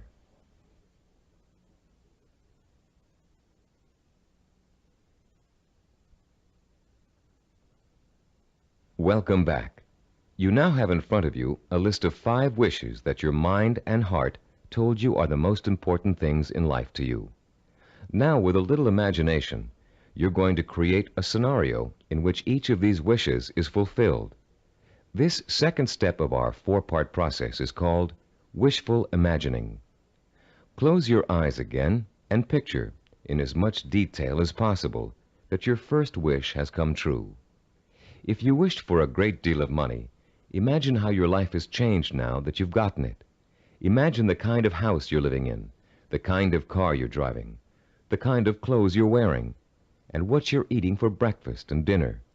Maybe you've got a private plane or a swimming pool, a new career, new friends, or the same friends you have now, but with a new attitude toward you. Try to imagine that you're having dinner or drinks with your best friend, and you're explaining to that friend how your new life feels. This is a friend you trust completely, so you can say anything, positive or negative. Really imagine you're there, in the restaurant or bar, being served food or drinks, with people talking around you and soft music in the background. Imagine what you look like. Are you younger, thinner, better dressed? Is your friend looking envious? Picture every single detail, down to the season, the location, the restaurant, the plates and glasses on the table. Repeat this process for every one of the 5 wishes you wrote down. And as you imagine each one coming true, pay attention to your emotional response. Are some wishes easier to imagine than others? Did 1 or 2 really make your pulse quicken with excitement? Are there any that felt particularly comfortable, as if you could just walk right into the scenario and feel at home? Which one seemed to draw you in like a magnet? There will be one wish that unmistakably evokes the greatest emotional response in you. That wish will be your final choice, and you'll be ready to proceed to the 3rd step in defining your purpose, the step we call creative biography. When truly accomplished people pass away, they've generally left behind a legacy of achievement in art, finance, politics, or the social sciences. Biographers and historians then catalog those achievements so others can read about them for inspiration. For example, here's the entry on a man named Thomas Arnold from the Britannica Junior Encyclopedia. The text of this biography also appears in your study guide on page 18. The biography reads as follows: Thomas Arnold, 1795 to 1842. Some people are loved without being respected, and others respected without being loved. Arnold of Rugby was loved by many, respected and admired by everyone who knew him. Born at Cowes, Isle of Wight, this great headmaster and scholar was educated at Winchester and at Oxford in England, where he distinguished himself in classics and history. He left Oxford in 1819, and after 9 years of study and writing was elected headmaster of Rugby School. His powerful personality set its mark on the school from the first, and made it great in a new sense. He was very religious, and he inspired his boys with new and more serious ideals of scholarship and life. He found time, too, during the 14 years of his headmastership, to publish sermons, an edition of the Greek historian Thucydides, and a history of Rome. In 1841, he was appointed professor of modern history at Oxford, but died the following year. He was buried in Rugby Chapel, and his son Matthew wrote a beautiful elegy about him on that occasion. Arnold was too forthright to be tactful in his dealings with boys or indeed with grown-ups, but he always won their respect, and often their love, by his high-minded attitude toward life and its responsibilities. This entry can only summarize the lifelong accomplishments of a beloved teacher and respected scholar. But listening to it, you can get a good idea of the purpose which must have guided Thomas Arnold. Here was a man who valued learning, scholarship, teaching, and personal integrity above all else. What do you value above all else? What would you like to be remembered for? Relax and close your eyes again. Now imagine that you hold in your hands an encyclopedia published in the year 2100. It's a heavy book with a solid feel to it. You can smell the leather binding and feel the crisp new paper as you open it. Find the section that begins with the first letter of your last name. Then turn the pages slowly as you search for the entry that gives you the details of your life. There it is, suddenly, clear as a bell. Your heart beats just a little bit faster as you see your name in bold-faced type. Now you're burning with curiosity. Did they include the most important things about you? Are your most cherished accomplishments in there? Did they understand the purpose behind the things you did? You begin to read the entry to find out. Yes, it's all there. your birth date and hometown, the schools you went to, where you lived, and then the words that describe your highest achievements, your contributions to society. Savor the words as you read them. Let them form a clear picture in your mind of the kind of person you were and what your purpose in life was. When you've finished reading your own biography, turn off the tape and write down what you just read in the space provided on page 19 of your study guide. Don't leave out a single detail. Make sure you paint a vivid picture of the self-disciplined achiever who worked so long and hard in pursuit of a single purpose that he or she ended up deserving an entry in such a distinguished publication. When you've finished writing your own biography, please turn the tape player back on.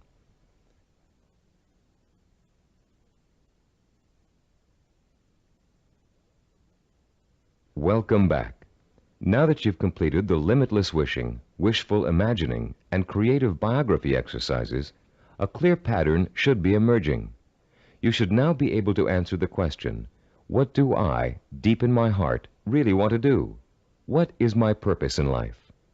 Your fourth step in determining your purpose is writing this, the answer to that all-important question, down. You're now going to compose a personal statement of purpose. But before you do it for yourself, imagine that you're going to do it for someone else, a famous historical figure, for instance. Try George Washington. What do you think his statement of purpose might say?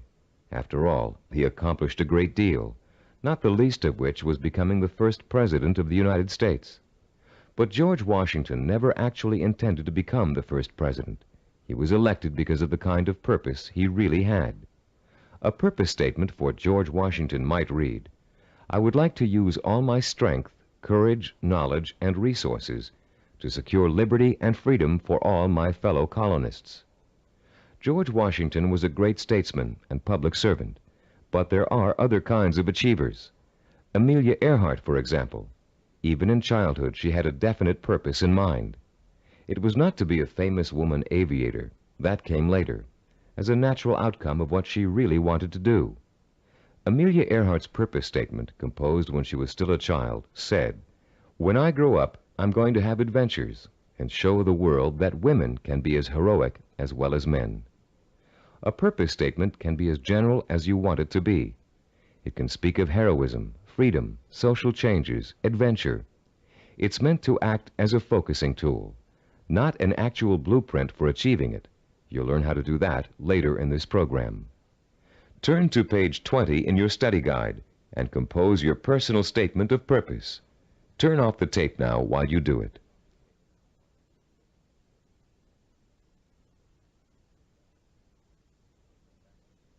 Welcome back again. You've come a long way in this session. You've learned to use limitless wishing, wishful imagining, creative biography, and a statement of purpose to narrow down your options and make a final choice about where you're going to focus your efforts. You've just used this four-part process to make a major decision about what you really want to accomplish and achieve in your life. But you can use it again and again, anytime you feel it's necessary, to aid you in making any kind of decision, from the smallest to the most important. This process works equally well for macro and micro decision-making. Whether you know it or not, you're now well on your way to becoming a self-disciplined achiever. You've learned to use one of your richest natural resources, your intuition and imagination. You've discovered what it is you really want to achieve and have written it down as a statement of purpose. You've laid the solid foundation upon which the power of self-discipline is built. We'd like to congratulate you on what you've already accomplished. In our next session, you're going to learn how role models can inspire and teach you to achieve your lifelong ambition. In Homer's The Odyssey, one of the oldest surviving epic poems in the world, there is a character named Mentor. A wise and practical man, Mentor kept everything running smoothly at home, while Odysseus, the hero of the tale, went off for 10 years to have adventures. Mentor played his role so well and gave such wise and true advice that his name has become part of the English language as a representation of what he stood for. The American Heritage Dictionary defines a mentor as a wise and trusted counselor or teacher. This session is about mentors. Few achievers can ever reach their goals without them. Mentors provide you with the kind of inspiration, motivation, and example that can make the difference between achievement and failure. Mentors help you to develop the belief that anything is possible. And mentors allow you to learn through modeling, that is, emulating the person you'd like to be. In ancient civilizations, mentors were revered. In the 18th century BC, there lived a wise Babylonian king named Hammurabi. One of his greatest achievements was developing and drafting mankind's first set of civilized laws, known today as the Code of Hammurabi. This king was so wise that one of his laws required all men of learning and craftsmanship to pass on their knowledge and skills to the young through examples their students could follow. Hammurabi realized that without modeling, no civilization would last very long. There have been many changes in the past 3,800 years, but one thing has remained the same. Without modeling, learning and achievement are not possible. It is a rare person who can forge a new path in society without consciously or unconsciously imitating someone that came before him. It is a rare artist who develops a new style without first having worked in the style of a master he or she has always admired. But actual skills aren't the only thing you learn through modeling. Values, attitudes, and behaviors are also passed on from mentors to students. And whether you realize it or not, you've been a student of behavior all your life. As an infant, your eager mind quickly grasped everything that was going on around you. You watched and later imitated what your parents, siblings, friends, and teachers were doing. If you had good models, models of integrity and achievement, most likely you grew up to be an achiever yourself. But if your models reflected apathy or failure, you probably grew up to imitate many of the self-defeating and negative behaviors you witnessed in your early years. Most of us had models who could best be called middle of the road.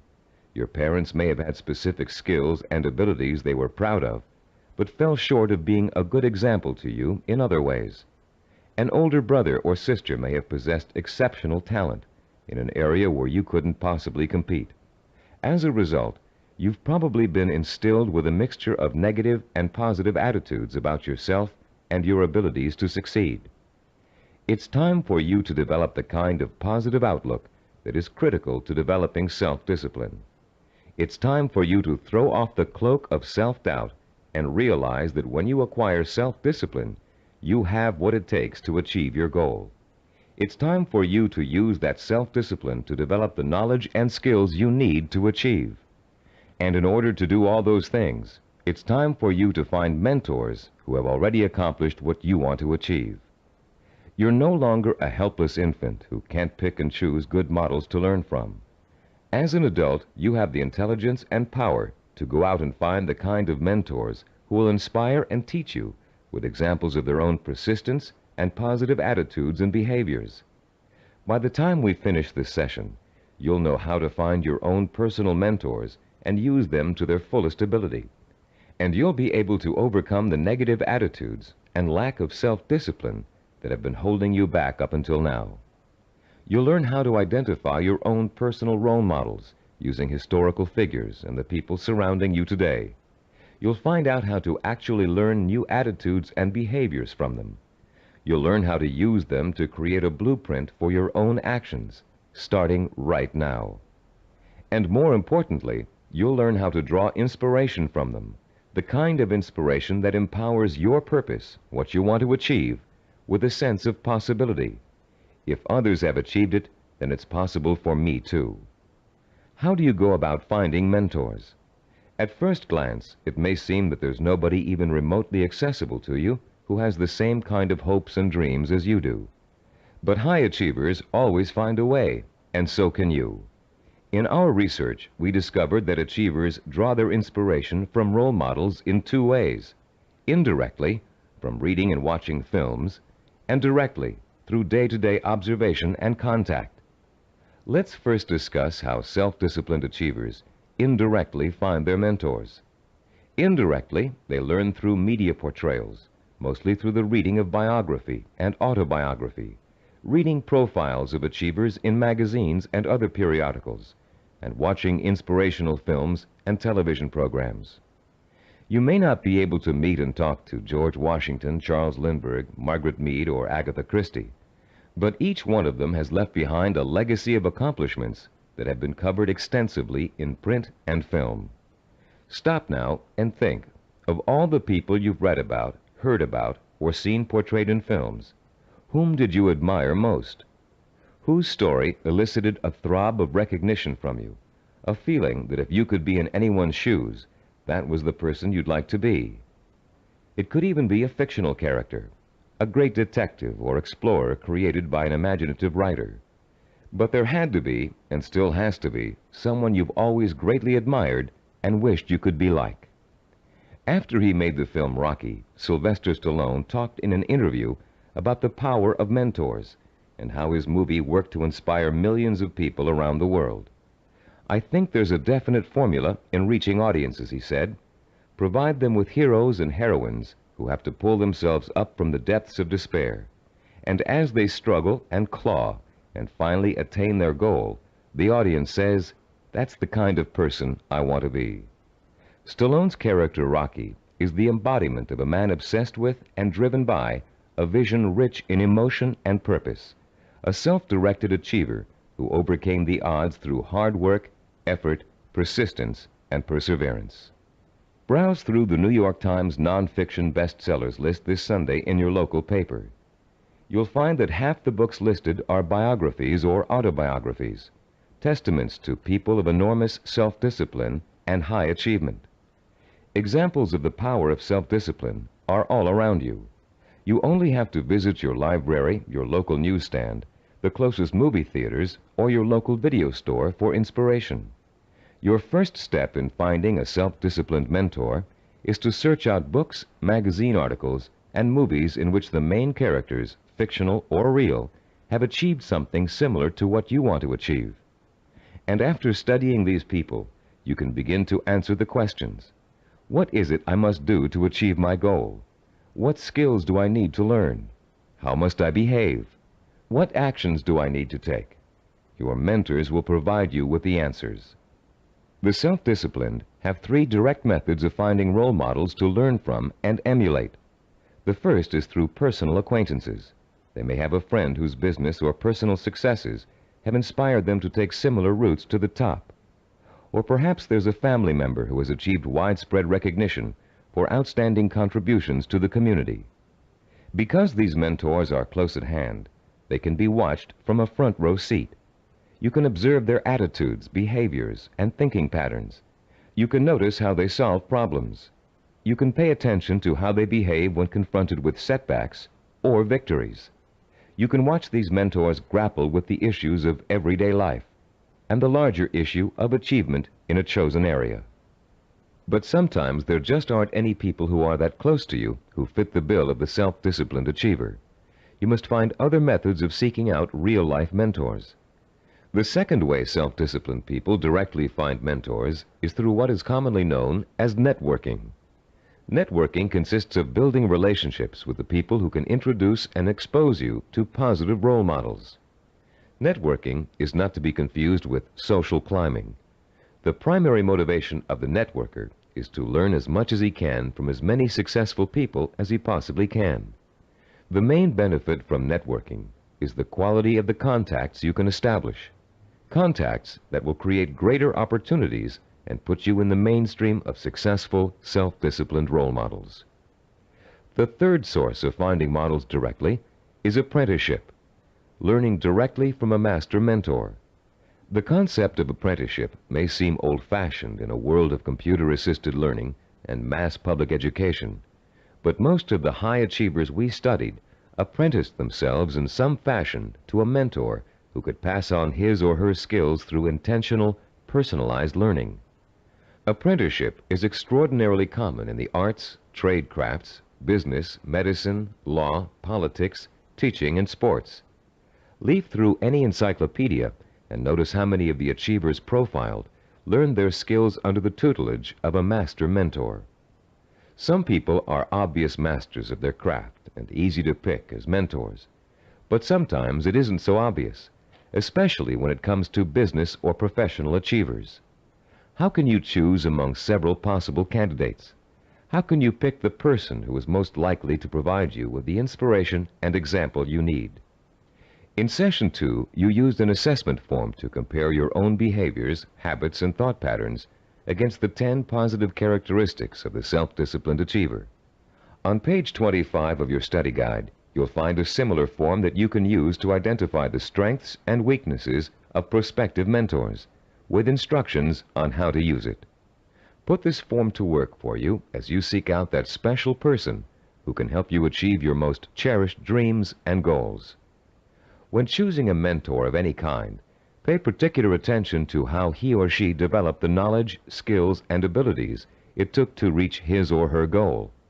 Was there special schooling involved, particular reading materials, an apprenticeship with a mentor of his or her own, carefully sought-out teachers? How many hours did your mentor work every day toward achieving his or her goal? Also, pay close attention to your mentor's way of thinking. Be sure to choose someone who handles stress and pressure well, someone who responds to difficult problems by coming up with creative solutions, someone who loves what they do but still finds time for important personal relationships. The highest achievers work hard but are not workaholics. They still find time to enjoy their friends and families. Look for a mentor who has learned not to waste time and who has mastered the art of juggling a heavy schedule while staying calm and in full control. This will be an important trait for you to imitate, and find someone who neither capitulates to everyone around him, nor is so arrogant he won't listen to the opinions of others.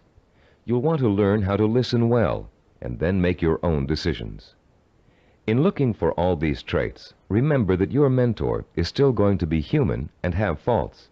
This is one of the most important things you can learn about your role model. In spite of great success, wealth, and the admiration of friends, family, and the community, he or she makes mistakes just like you. Rather than being disappointed in your mentor, you should rejoice over his or her human failings, because those failings mean that anyone can succeed just as they did. If it was possible for an imperfect person with one all-important goal in life to make that goal come true, you can do it as well. At Cybervision Systems, we've developed a number of sports training video cassettes that use a new and revolutionary learning technique. These video cassettes feature some of the world's greatest athletes, highly self-disciplined achievers who have won world championships and Olympic gold medals. And in the casual conversations we've had while working with these athletic stars, each one has revealed that he or she had a mentor whose skills, attitudes, and behavior served as an example of how to achieve. One of the things that struck us during these conversations was the fact that most top athletes were just as intimidated as you and I might be the first time they met their role model heroes, for lack of a better word. The idea that a major league ball player of undisputed talent might be quivering like a school kid in the face of their lifelong hero made us feel pretty normal, actually. I think we all feel a sort of psychological barrier when it comes to measuring ourselves against our role models. But as the athletes we talked to discovered, that barrier can be overcome quickly and easily. Each of them described the eventual realization that came from playing on a team with a personal hero or from riding the same pro circuit. The realization? As Olympic gold medal skier Jean-Claude Killy put it, everybody puts his pants on, one leg at a time. What each of them realized was that they too could easily perform like the role model they idolized.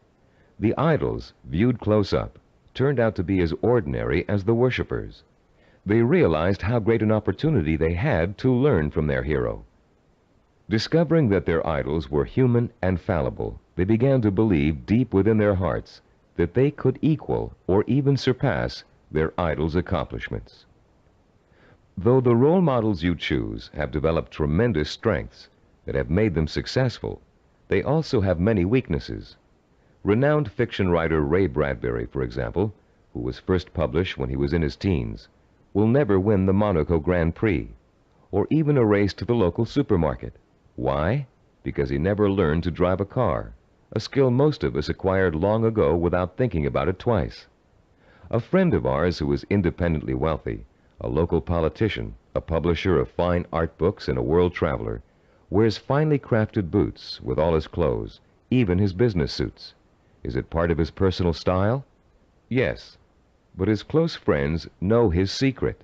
He never mastered the bow knot. This much admired man literally cannot tie his shoes. Recognizing how human and fallible your mentor really is, demystifying your role model, plays an important role in boosting your confidence in your own ability to succeed. If a man who cannot tie his shoes can become a politician, a publisher, and a self-made millionaire, what couldn't you accomplish with the same ambition and drive that got him where he is? This is a man who never let minor shortcomings hold him back. He and 1,000 other mentors will prove to you that you don't have to be perfect to succeed. In fact, you may be amazed to find out that there are a lot of similarities between you and your mentor. People with similar goals often think alike. The only substantial difference, then, between you and your mentor is the kind of self-disciplined effort he or she has applied to achieving a goal. If you apply the same kind of effort, you can be just as successful in achieving your goal. As a matter of fact, you can try on success for size by emulating your mentor's achievements while you're working toward a similar goal.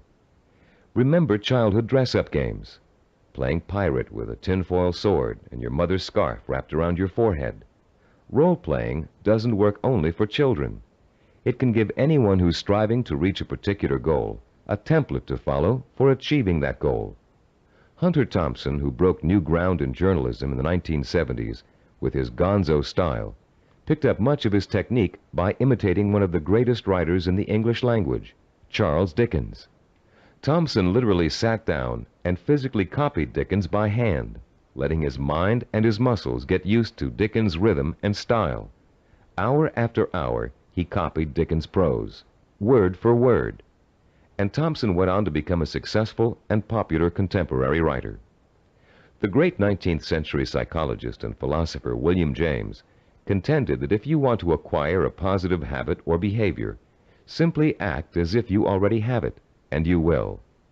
James was aware that the human nervous system is incapable of distinguishing between a physically real experience and a vividly imagined one, which means that once you select your mentor, all you need to do is act just like that person in order to be just like him or her. Remember General Patton? He acted just like Alexander the Great, and he won battle after battle against the Axis. What about Babe Ruth? He imitated Shoeless Joe Jackson and went on to achieve much greater fame than his role model. Or perhaps you've heard of a fictional character named Bunker Bean. Bunker Bean was a timid, weak boy, raised by his parents to think he would always be a failure, and he was.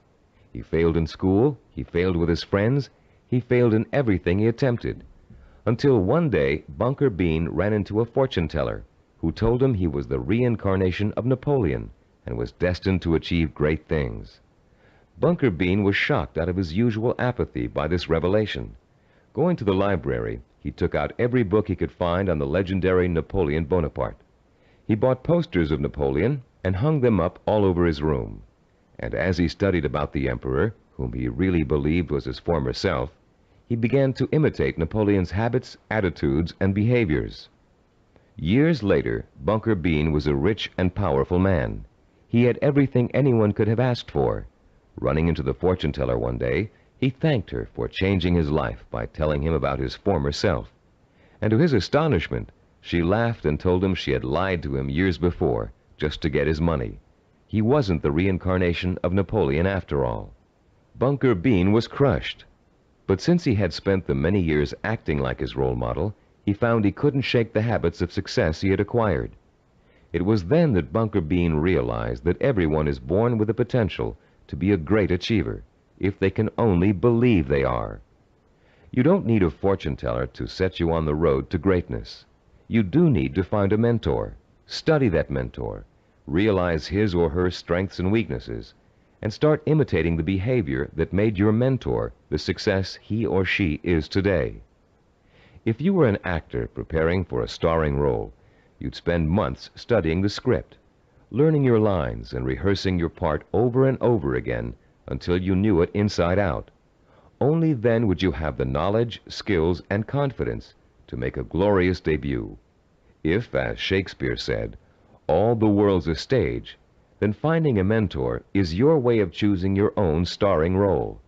For a while, as you closely observe your mentor and learn the script, you'll be just an understudy.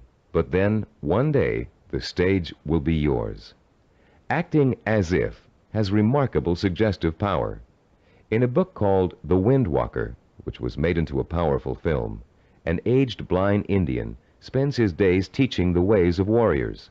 Sitting late at night, reflecting on the day's lesson and the children's reactions to it, he recites a poem to the heavens, part of which goes, "And did you not see the glow of their faces when he called them men, when he called them warriors? And is it not so that we become most quickly the persons we think we are?" And later, this passage appears. He was making the children feel important, that one day they could be important. That was the way of a teacher, of a true man. Once you select your role models and learn about them and from them, you, like the young Indian children, should feel important, so that one day you will be important. This power of importance you draw from role models is really the power of possibility. Once you learn about your role models, their strengths and weaknesses, they become real and human to you. You stop worshiping them and begin to believe that you can become like them, or even surpass them. Once you make this realization, then your purpose becomes more real, more possible, and the fires of desire, fanned by the sense of possibility, begin to burn deep within your heart. And then, and only then, can you successfully begin the process of working persistently and progressively toward your vision and purpose. We're now reaching the heart of the action section of this program. In this session, you're going to learn how to transform your purpose into sensory-rich, emotion-provoking images of achievement. But before we do, let's quickly review the kinds of actions you've taken so far to begin your journey to achievement. In Session 4, you learned how to determine your purpose, the goal that represents the true desire of your heart and mind. This purpose is so important to you that you're willing to dedicate a great deal of time and energy to achieving it. It gives you a reason for living, and a reason for becoming the kind of self-disciplined achiever who can make it happen. In Session 5, you learned how to identify models of achievement, people who have already attained goals similar to yours. You learned how to turn those models into personal mentors, people who can inspire and teach you to achieve in much the same way they did. You found out how to isolate and identify their talents and habits. You also learned to use your mentors to create a strong sense of possibility, a feeling that if they could do it, so can you. With a clearly defined purpose and a strong feeling of "it's possible for me," you have already broken through the chains of failure that shackle and bind more than 90% of mankind. Most people don't have a purpose. They don't think that they're capable of achieving anything worthwhile. Now you're ready to take another giant step on the road to achievement. In this session, you're going to learn just how to translate your purpose into an emotion-provoking vision. This vision will become so real in your imagination that it will inspire and motivate you to work towards it every minute of every day until you make it come true. What we call your vision of success is a clear, sensory-rich, highly detailed mental picture of what you want to achieve and the rewards you'll experience as a result of its achievement.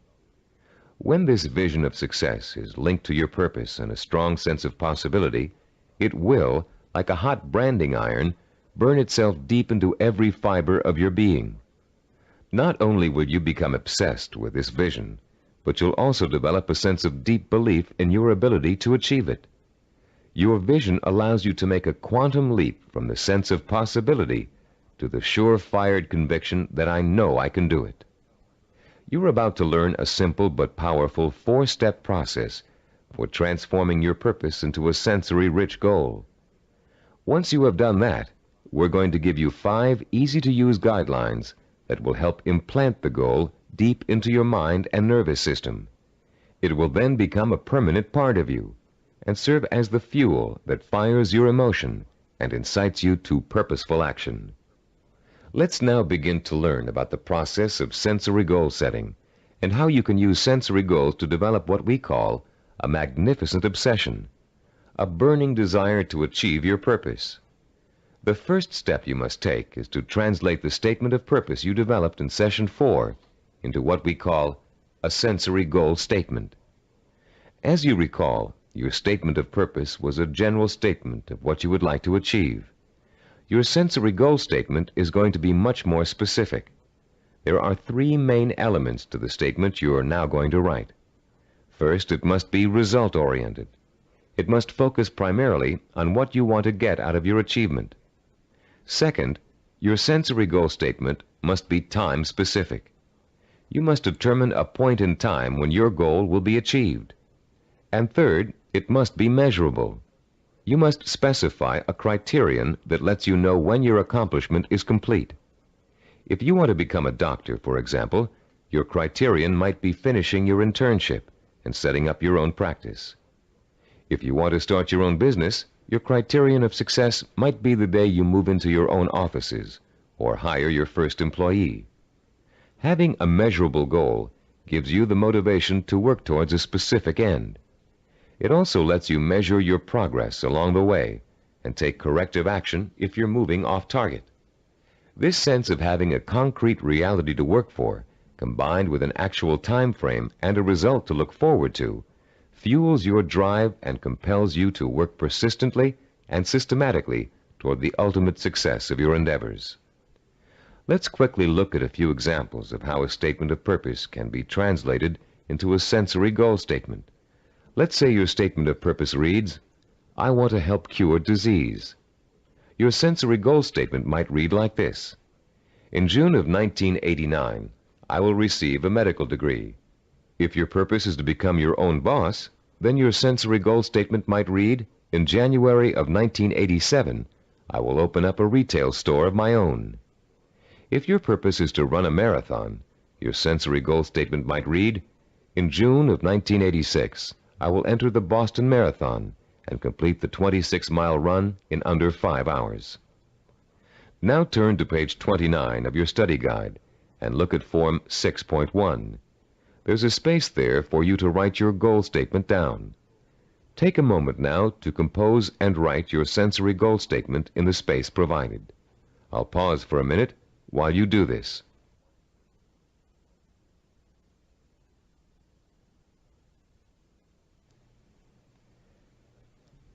After writing your sensory goal statement, your next step in the sensory goal setting process is turning that statement into what we call a vision of achievement. The first way in which you're going to do this is by finding photographs in books, magazines, and newspapers that show people living, experiencing, and achieving your vision. If your vision is to become a doctor, look for photographs of a medical school graduation ceremony. Find pictures of doctors involved in research. Look at Scientific American, the New England Journal of Medicine, and similar publications aimed at doctors and scientists. If your vision is to be your own boss, find photos of people who own successful businesses. Business Week, Industry Week, and specific retail trade publications are good sources to try. If your vision is to run the Boston Marathon, make photocopies of newspaper stories about marathon winners that you can find in the library, and check Runner's World and similar publications aimed at serious runners. The purpose of this exercise is to give you some concrete images to inspire your own personal images of achievement. You'll learn how to create those personal images in a few moments. Creating a vision achievement scrapbook of pictures that personally speak to you about your own desire for achievement can have a powerful effect on your motivation and drive. Devote some time today or this evening to locating these pictures, and in the future continually be on the lookout for more. The third step in the process of developing a sensory goal requires that you make a listing of all the advantages and rewards you will experience as the result of achieving your goal. For a few minutes, close your eyes and imagine that you have already successfully realized your ambition. How is your life different because of it? What recognition have you achieved? Has it made a difference with your family and friends? Has it made an impact on other areas of your life? Are you getting up at the same time in the morning, driving the same car to work? Are you going out more in the evenings, wearing different clothes? Turn to page 31 in your study guide, and in the space provided on Form 6.3, write down every single reward you can imagine resulting from the achievement of your goal. Don't just write down the general rewards, get as specific as possible. For instance, running the Boston Marathon may greatly boost your self-confidence and increase the respect you get from family and friends.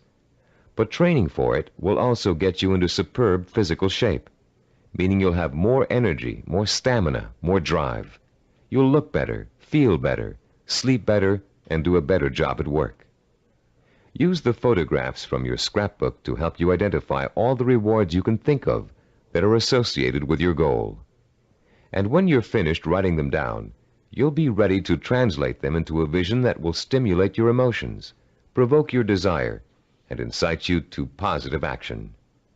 Close your eyes for a few moments and imagine that you have just achieved your goal. Where are you? What do you see around you? Are you indoors, outdoors, in your own home, at the office? Who are you with? Notice every tiny detail of your surroundings, including the texture of wallpaper, the color of the sky, the faces of the people you're with, the clothes they're wearing. Pretend you're going to have to draw a picture of this scene in a moment, so you really need to focus in on every little item so as not to forget it. Now, holding that visual image before you, switch your focus to sounds. What are you hearing? Are people talking to you? Are they congratulating you? If so, what are they saying? Are you hearing the voices of your parents, your spouse, your children, your friends? Are you all watching TV, where a famous newscaster's voice is reciting the story of your achievement? Maybe there's a party being held in your honor, and you can hear music in the background. Concentrate on every single sound you can hear and differentiate.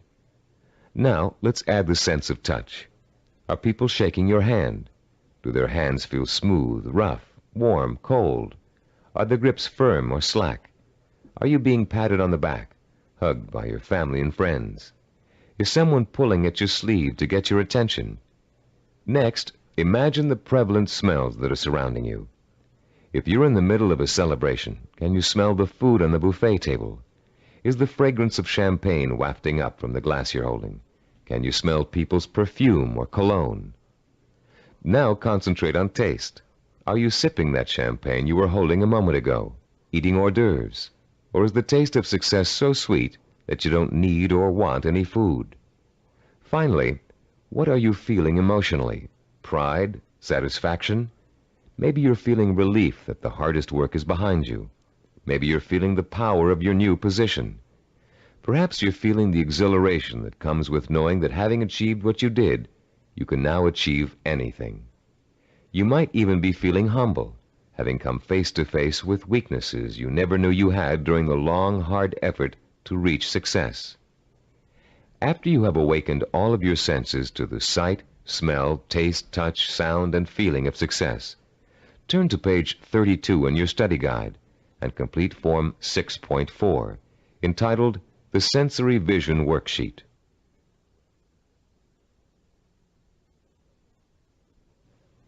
The four-step process we have just outlined takes you on another emotional journey that gets progressively richer, clearer, and more potent.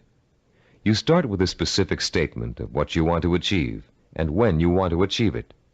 Then you gather inspirational photographs of others who have achieved what you want to achieve. You imagine and list the rewards and benefits you'll experience as a result of achieving your goal. And finally, you bring these three steps together into an imaginary scenario rich in sight, sound, touch, taste, smell, and emotion. This scenario is your vision. It is the driving force behind all of your thinking and activity. The more intense and more detailed your vision is, the more emotional power it will pack. The more often you conjure up your vision, the more drive and sustaining power you'll have behind you. This drive and power will in turn enable you to develop working plans, working habits, knowledge and skills you need to achieve your goal. And it will help you to persist and persevere until it is accomplished. Now that you've imagined reaching your goal in all of its sensory detail, you're going to have the opportunity to record it on tape. Don't leave out a single sensory detail. The richer your description, the more powerfully it will affect your ability to keep striving to reach your goal, day after day, week after week, month after month. Use as much enthusiasm as you can during your description. You should be enjoying yourself. After all, it's your vision of success you're describing. After you've finished recording, play back your description and listen to it carefully. Did you falter in places? Were there things you couldn't describe fully? Did it sound as if you didn't quite believe what you were saying? If the first version of your story doesn't satisfy you, erase it and create another one. Do this over and over until you have a version that completely satisfies you. It should be highly detailed and utterly convincing. And if, along your path to achievement, you find your goal changing shape or form, just record a new version that better fits your new goal. You're now going to learn to use this recording as part of a 5-step daily plan for internalizing your vision and making it so much a part of you that it will drive you to plan, to work, to achieve, to persist. Your first step will begin early in the morning, soon after you wake up. The first thing you're going to do before going about your daily business is to review your statement of purpose, your sensory goal statement, your photographs of achievement, and your list of rewards for achieving your goal. This is not just to remind you of why you're striving for success. It's to remind you of exactly why you need to succeed. Your statement of purpose, your list of rewards, your photographs, all speak of your deep need for achievement and the ways in which it will satisfy you and enrich your life. This is what you need to awaken in yourself anew every single morning. After you've reviewed those materials, your second step is to listen to your recording of your sensory goal description. The sound of your own voice, filled with enthusiasm, describing the joy and pride you feel in achieving your goal, will light a fire inside you that will give you the energy and stamina to persist in your efforts to reach success every single day. And during the day, as part of step 3, you must take a few moments out from whatever you're doing, close your eyes, and imagine your sensory goal in all its richness and brilliance. Recall the touch, taste, smell, sight, and feel of success. Relive your emotional reactions to it. Keep the obsession to achieve burning in you all the time by remembering this vision as often during the day as possible. For step 4, at night you must mentally review all the events that occurred during the day. Did you have new experiences that could help you fuel your vision and make it richer and clearer? Make another recording that reflects your new thoughts and feelings. Step 5 consists of listening once more to your sensory goal description before going to bed.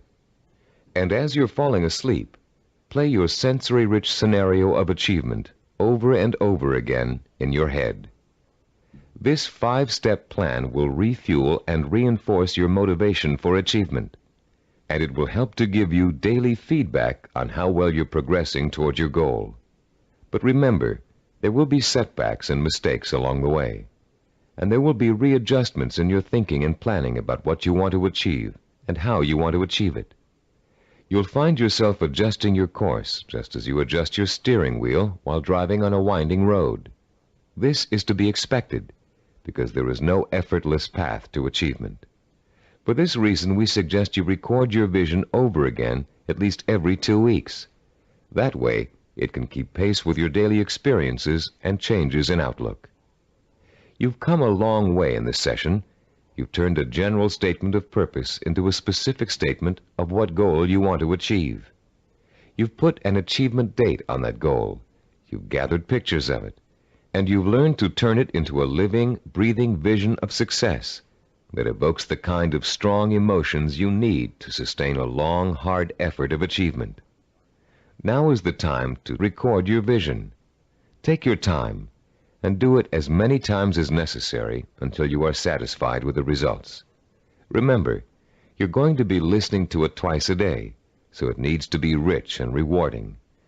You may find you need several tries before you successfully record a vision that satisfies you in its richness of detail and intensity of emotion. Do as many versions as you need until you get the one that sounds just right. If your goal changes, record a new version. If you've reached your goal and want to pursue another, create a new vision and record it. Remember, include all the details and be as enthusiastic as possible. Now, begin your own narration of what it would look, taste, touch, smell, sound, and feel like to achieve your goal. What you can do, or dream you can do, begin it. Boldness has genius, power, and magic in it. These immortal words, written by the great German philosopher and dramatist Johann Wolfgang von Goethe, perfectly set the stage for what you're going to learn in this session. Here, we're going to help you turn the vision of what you want to achieve into an action plan. In Goethe's words, to boldly begin your dream. You already have the vision. You believe in it and in your potential to achieve it. Now we're going to work on a practical, step-by-step process through which your vision can be brought to life. For, as former United States President Theodore Roosevelt said, dreams are a dime a dozen. Everybody's got dreams. It's their execution that counts. Planning is the logical mapping out of where you want to go and how you want to get there. Seneca, the Roman philosopher, captured the importance of planning when he said, "When a man does not know what harbor he is heading for, no wind is the right one." Planning helps you focus your direction and organize both your time and resources. Every moment spent in planning saves 3 or 4 in execution. In this session, you're going to learn a simple yet powerfully effective system of planning, of organizing any goal you want to achieve into logical, easy-to-visualize steps. This system is applicable to any type of task or project, from building a deck to getting a medical degree. It will help you to make short or long-range plans, organize your resources, create schedules to meet necessary deadlines, and improve your decision-making skills. It will also improve the quality of your work.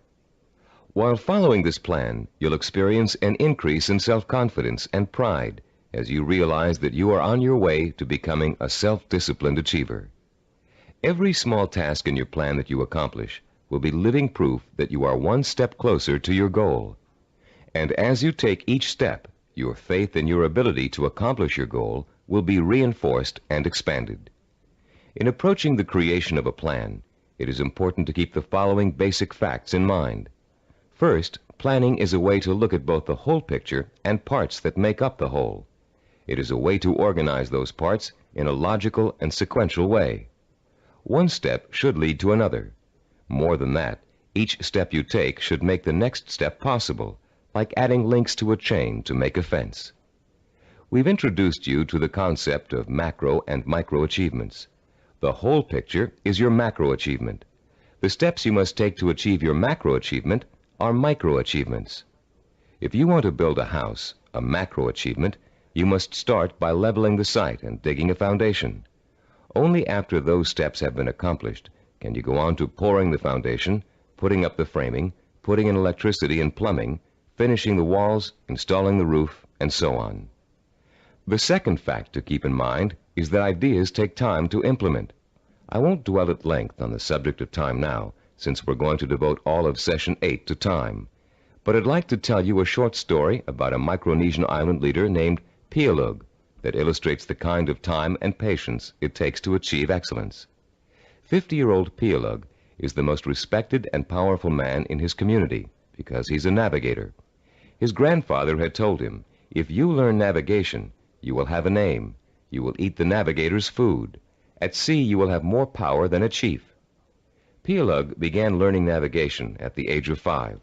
Using shells and pieces of coral on sand, his grandfather created models of the constellations to teach him how to chart distance and direction. Pialug learned that at the right time of year, he could simply point the bow of his canoe at the rising star to steer his course.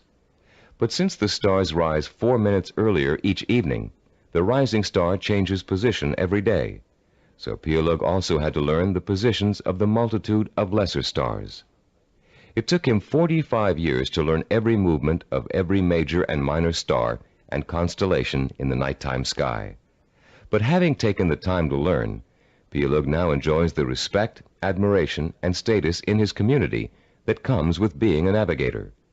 Like Pialug, you must recognize that it will take time to achieve your goal, weeks, months, or years.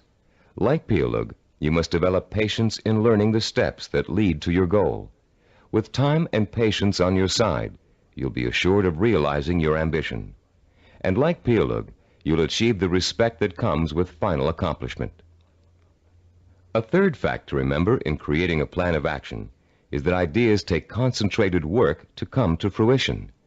Too many people like to think that managing a project means that others do the detail work. They can simply spin out ideas like sparks from a child's pinwheel toy, leaving others to tend the fire. If you leave others to tend the fire, don't blame them if the house burns down. Admiral Hyman Rickover spent over 40 years building America's nuclear submarine fleet. Rickover himself supervised the research, design, construction, and operation of the mighty underwater craft. His reputation as an excellent manager who always got results was only equaled by his talent for engineering. Upon Rickover's retirement, he explained his philosophy of management to an interviewer. "The man in charge," Rickover said, "must concern himself with details. If he does not consider them important, neither will his subordinates. Yet the devil is in the details. It is hard and monotonous to pay attention to seemingly minor matters. In my work, I probably spend 99% of my time on what others may call petty details. Most managers would rather focus on lofty policy matters, but when details are ignored, the project fails. No infusion of policy or lofty ideals can correct the situation." 3 basic elements to keep in mind, then, when creating an action plan. They include looking at the whole picture, taking time to complete each step before you go on to the next, and paying attention to details. A 4th point to remember is planning, and the implementation of a plan is a trial and error process. You will make mistakes. Most of them will be unavoidable and will serve as springboards of learning and refinement. When you make a mistake, learn from it. Take corrective action to avoid making it again, and get right back on course. Remember, supposed experts have made greater mistakes than you're going to make, and have managed to turn them into creative successes. Take the Coca-Cola Company's introduction of the new Coke, for example. After spending millions of dollars on market research, and more millions of dollars marketing their reformulated soft drink, they were forced by public pressure to bring back the old formula. They made a mistake in trying to change the taste of Coke, and their marketing executives admitted it. But because of that mistake, Coke is now in a stronger marketing position than ever. The Coca-Cola Company has brought back their old formula, now sold under the name Classic Coke, and they still have their new formula on the market, which was formulated to appeal to Pepsi drinkers. Was Coke's surprise move really a mistake? Nobody thinks so now. By correcting its mistake, Coke has the potential to win over an even larger share of the market than it had before. This process of self-correcting behavior is what scientists call cybernetics. The term may sound very space age, but there's a reason for that. The organizational method you're about to learn is the same one NASA engineers used to put men on the moon. In the early 1960s, when former President John F. Kennedy ordered NASA to put a man on the moon within a decade, NASA's engineers and systems designers rose to the challenge, accomplishing the task by July of 1969. How did they do it? They took their macro objective, putting a man on the moon, and broke it down into a series of micro-objectives that would lead to the final great accomplishment. When the project started, NASA scientists and organizers immediately began preparing flowcharts, identifying each step they would have to take in order to put a man on the moon. First, they had to build a new type of rocket. Then, that rocket had to successfully orbit the Earth for longer and longer periods of time. They had to design spacesuits that would be able to protect the astronauts from the moon's atmosphere. Each step got them closer and closer to achieving their objective, until that historic day when they got the job done. You can duplicate the same process of planning simply and easily. You can apply it to any job you might be called upon to handle. We call the system of planning you're going to learn in this session visual network planning. Visual because it helps you to look at, identify, and visualize each of the steps necessary to complete an objective. Network because each of the steps are connected together to show how they lead to your goal. The instructions and examples that follow will show you how you can quickly and easily put the visual network planning system into immediate operation. There will be 7 steps involved. First, you'll write your objective. Second, you'll break it down into major steps we call activities. Third, you'll organize the activities in logical order. Fourth, you'll design a visual network. Fifth, you'll estimate how long each activity will take to complete. Sixth, you'll determine what we call critical path and float. And seventh and last, you'll assign actual calendar dates to each activity. Don't worry about remembering all of these steps now. We'll go over them one by one with examples to help you understand them. For now, as we begin our discussion of this powerful planning system, you'll need to refer to your study guide and follow along as I explain each concept. I'll pause here for a few moments while you locate the page.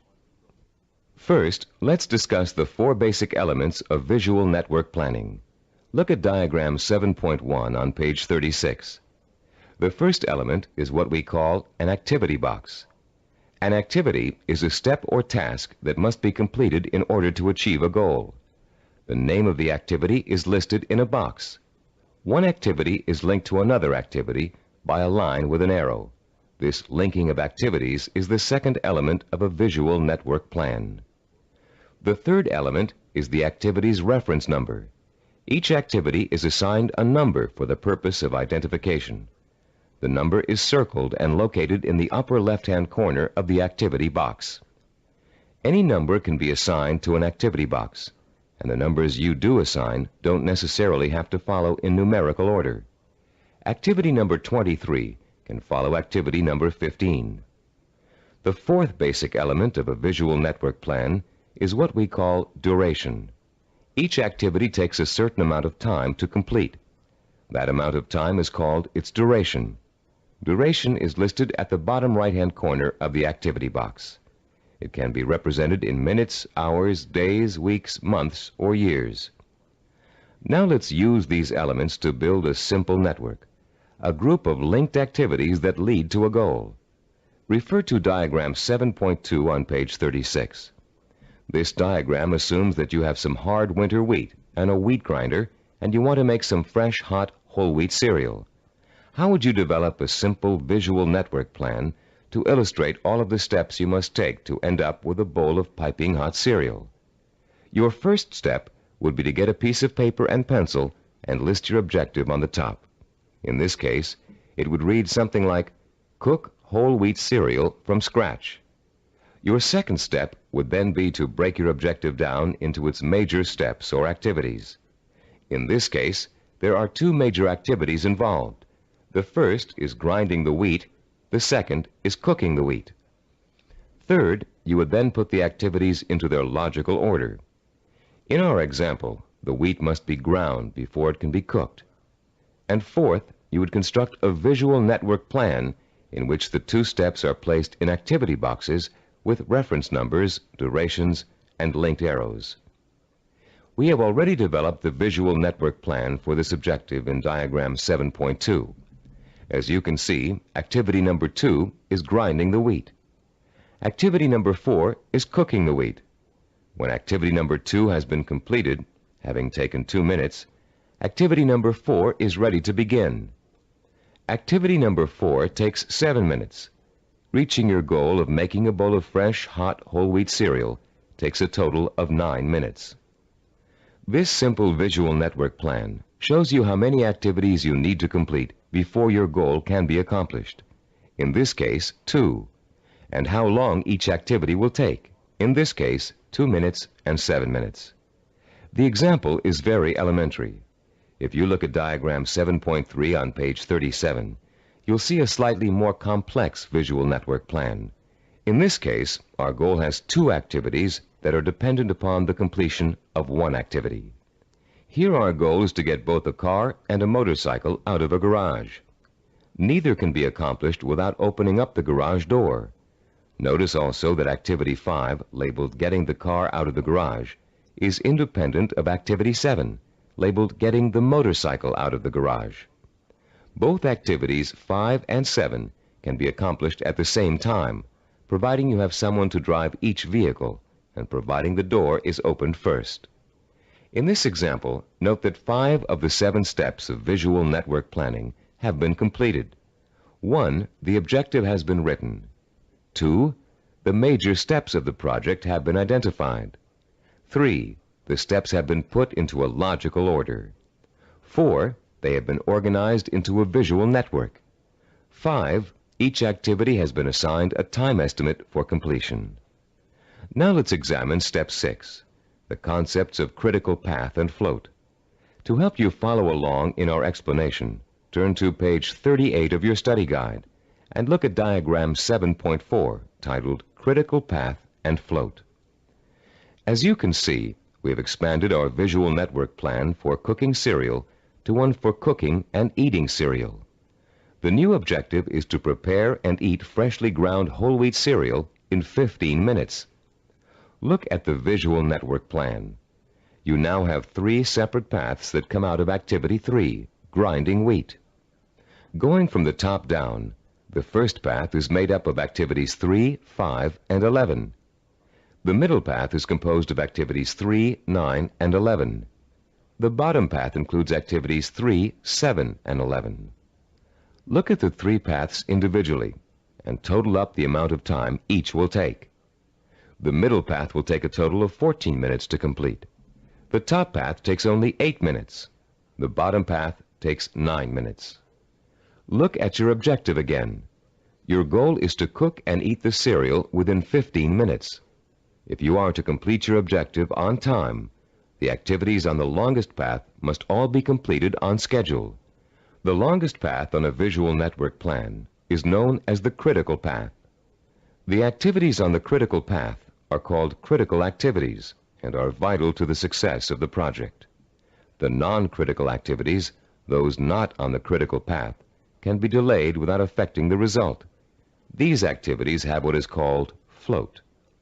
Float is the amount of time an activity can be delayed without affecting the completion of the project. In diagram 7.1, grinding the wheat, cooking the wheat, and eating the cereal take the longest amount of time and are thus on the critical path.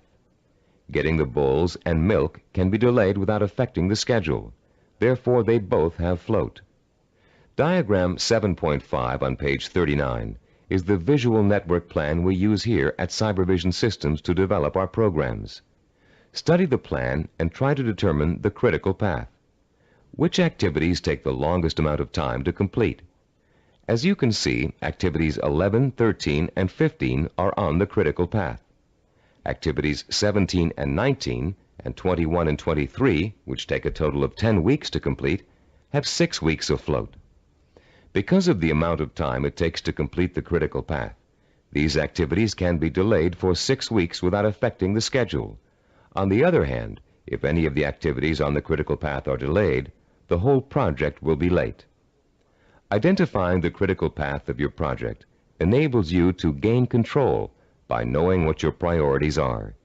You can then concentrate your efforts on getting those priority items done, letting the others float until you have time to take care of them too. The 7th step in developing a visual network plan is to assign calendar dates to each of the activity boxes. Once you're ready to commit your project to firm starting times, you must insert completion dates for all activities along the critical path.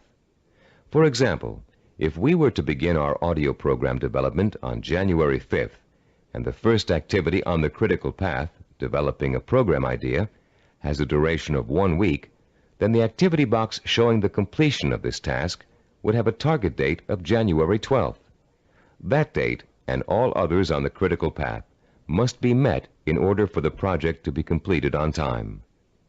A delay in finishing a critical path activity will result in the delay of the project. But critical path dates have another function besides keeping your project moving on time. These target dates also serve as guides for the float events that lead to your goal. You can position your float activities to coincide with your critical target dates in such a way as to complete them when it's best or easiest for you to work on them. These activities can be worked into your schedule because they can be delayed until it's most convenient for you to do them. Visual network planning works for macro goals and for micro goals. You can create one visual network plan for a macro goal, such as becoming a doctor, and create another visual network plan for getting through medical school.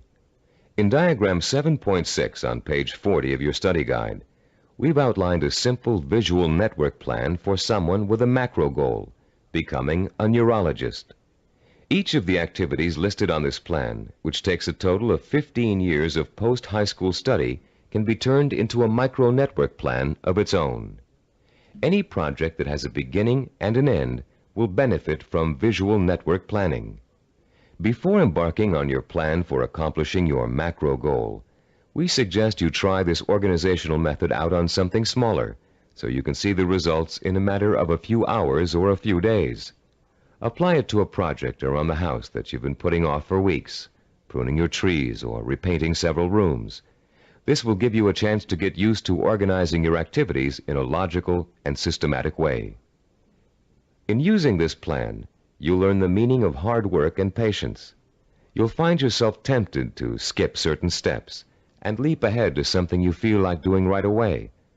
But when you do go off your schedule, your project won't be completed in time, and you'll begin to see how important it is to stick to dates and schedules if you want to realize any goal. Using this plan will also reward you with a sense of self-disciplined accomplishment. As you complete each task on your path to success, you can mark it off on your chart and be proud that you've done it. You'll also be able to look at your chart at various times during your project and see how far you've come. Before we go on to complete this planning session on cassette side 10, I'd like to say a final word about the planning system you've just learned. No one can be totally certain about the outcome of a string of planned events. Mistakes, unforeseen problems, and outside events over which you have no control can and will contribute to the changing of your plans. Your visual network plan is not carved in granite. It's a living, working system that must change to accommodate the changes in your life. You may underestimate the amount of time it will take you to complete an activity. You'll know better the next time. You may find that you don't need to perform a certain activity at all, giving you some breathing room in your schedule. The objective of this plan is not to give you a rigid yardstick against which to measure your success or failure. Rather, it is to give you a logical, working system for achieving your goal. In creating your visual network plan, do your best to be as accurate as possible about dates and durations of activities. But remember that things may go wrong, and you may have to change those dates. This is not an excuse to quit. It is a good reason to keep sticking to your plan, for without it, you have little chance of achieving your goal at all. Remember, to successfully realize your purpose, you must have the courage to take risks, the courage to fail, and the courage to learn from your failures. Visual network planning is a roadmap that points out your destination and suggests a way to get there, but it doesn't tell you how to take the trip. It's up to you. On the next side of this tape, you'll take the exciting step of developing your own visual network plan, and you'll write your own story of achievement in a way that brings home the power and reward of final success. Now that you've been introduced to the guidelines of effective planning, you're ready to turn your own purpose and vision into macro and micro plans. As you do, keep in mind the following suggestions. First, the instructions on how to develop a visual network plan are guidelines only, and not a rigid set of rules. Use the principles we've discussed as a guide to meet your own specific needs. Second, take the time to work at converting your goal into a visual network plan. You'll probably need to come up with a number of rough versions before you arrive at your finalized plan. Don't get frustrated. The very act of planning will force you to think logically and use your creativity. More importantly, your vision will go from the abstract to the concrete, a step most people aren't able to take or don't know how to take. In developing your personalized visual network plan, you'll find that this system will become one of the most valuable tools you'll ever use. So study it thoroughly, familiarize yourself with the steps, get to work, and be patient. After you have developed your first visual network plan, there's an exercise I want you to complete. Take your plan and put it in front of you. Study what you've written for a few minutes. You have a stated objective, a list of activities, and a time frame. That's all it takes to tell a story. So I'm going to ask you to tell the story of the achievement of your own goal. Only you're going to tell the story in the past tense, as if your goal has already been achieved. In your story, pay attention to details. How long did it take to reach your goal? What did each step along the way feel like? Did you have to reevaluate your goal in the process of achieving it? What did you discover about yourself along the way that led to the successful achievement of your ambition? Keep your story simple. Pretend you're talking to a friend. Be enthusiastic. Be proud. Give your friend a step-by-step description of just how you did it. First I did this, then I did that, and this happened along the way, so here's how I took care of it, and so on. Now you're going to tell your story on tape to describe your success in sensory-rich detail, with all the enthusiasm you can muster, as if it finally really happened. When you're done, you'll have a record of your success that you can refer to again and again for inspiration. When you play your story back for the first time, listen very carefully to your descriptions. Did you falter in places? Was there a lack of conviction in your voice in certain areas? Did you hesitate, as though to tell yourself you really didn't believe that success was yours? Or were you self-assured and utterly convincing? If the first version of your story doesn't satisfy you, erase it and create another one. Do this over and over until you have a version that completely satisfies you with its richness of vision and inner strength. When you achieve your goal, you can use this same method of storytelling in pursuing another one. Always make sure that your story rings true and offers real inspiration to you when you hear it. Remember, don't be afraid to brag and relive the success you've already accomplished in your imagination. You've already taken an important step in mastering the science of self-discipline by learning how to turn your most important goals into step-by-step plans for achievement. Now comes the time to roll up your sleeves and learn how to put these plans into action. This is an exciting moment for you and a turning point in your quest for success. Up until now, you've learned how to prepare for achievement. Now you're going to learn how to actually tackle the hard, efficient work that is the bread and butter of achievement itself. Notice we said hard, efficient work, not just hard work. Hard work alone doesn't guarantee success. In fact, many unfortunate people spend a great deal of time working very hard and never get anywhere in spite of it. Making intelligent and efficient use of your time is of paramount importance in achieving your goal, especially when that goal may take years to achieve. In this session, you're going to learn how to manage your time and effort so efficiently that you won't waste one valuable moment in your journey to achievement. You'll learn how to find time in an already busy schedule to work on the micro tasks that make up the stepping stones to your macro purpose. You'll find out why what we call seasoning, a special way of looking at time, is so critically vital to your success. You'll learn how to actually quicken time, make hours seem like minutes, weeks seem like days, and years seem like months.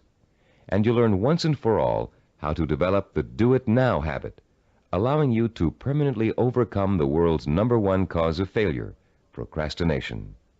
By the time you finish this session and complete the corresponding exercises in your study guide, you'll be equipped with a new attitude towards time and achievement, and you'll be ready to begin systematically putting your step-by-step plans into purposeful, disciplined action. Let's now begin exploring the fascinating principles of using and managing time that can make the difference between success and failure. To begin at the beginning, let's talk a little bit about the relationship between time itself and achievement. We all know that it takes time to accomplish something. Depending on what you'd like to accomplish, it may take a little bit of time or a great deal of time. The same goal can also sometimes be achieved in less time or more time, depending on how good a job you want to do in achieving it. Think about any small task you might be confronted with around the house. Let's say one of your doors is stuck and needs planing in order for it to open and close easily. There are lots of ways you could accomplish that task and lots of shortcuts you could take. But in order to do a really good job, you know you should measure the door and doorway opening, figure out how much wood you need to remove, take the door off the hinges, and mount it on a sawhorse and plane it down until it reaches the right size. This approach may take longer than some others you can think of, but it's the best way to achieve your goal. And when the job is done properly, you know that door will never get stuck again. The person who takes the time to do the job right is the epitome of the self-disciplined achiever. Someone who has learned not to worry about time, but use it to its full potential to achieve a goal in the best way possible. None of your goals are going to be as simple as this one to accomplish, but the principle remains the same. To achieve with excellence, you're going to need a long period of time in which to allow your knowledge and skills to mature and grow. This is the concept of time that we call seasoning. Seasoning is a law of nature. All things take time to come to fruition. People, in their impatience to get what they want without going through this growing process, often end up stunting their own personal growth and making true success impossible. Shortcuts only lead to mediocrity and failure. Scientists, philosophers, artists, and statesmen have always recognized the importance of seasoning in accomplishing any goal. When asked by an impatient student how long it would take to become a master teacher, the Roman philosopher Epictetus replied, "Nothing comes into being all at once, not even the grape or the fig. If you say to me now, 'I want a fig,' I shall answer, 'That requires time.' Let the tree first bring forth tender blossoms. Let the blossoms endure the weathering of the sun, wind, and rain.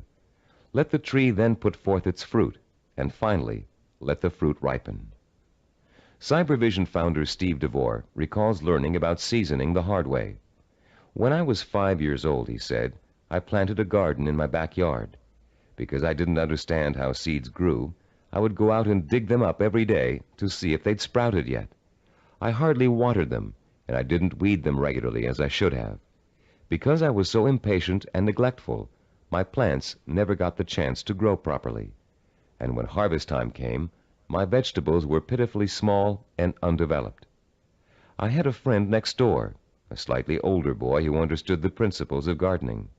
He let his plants grow and ripen in their own time, helping them along with regular watering, fertilizing, and weeding.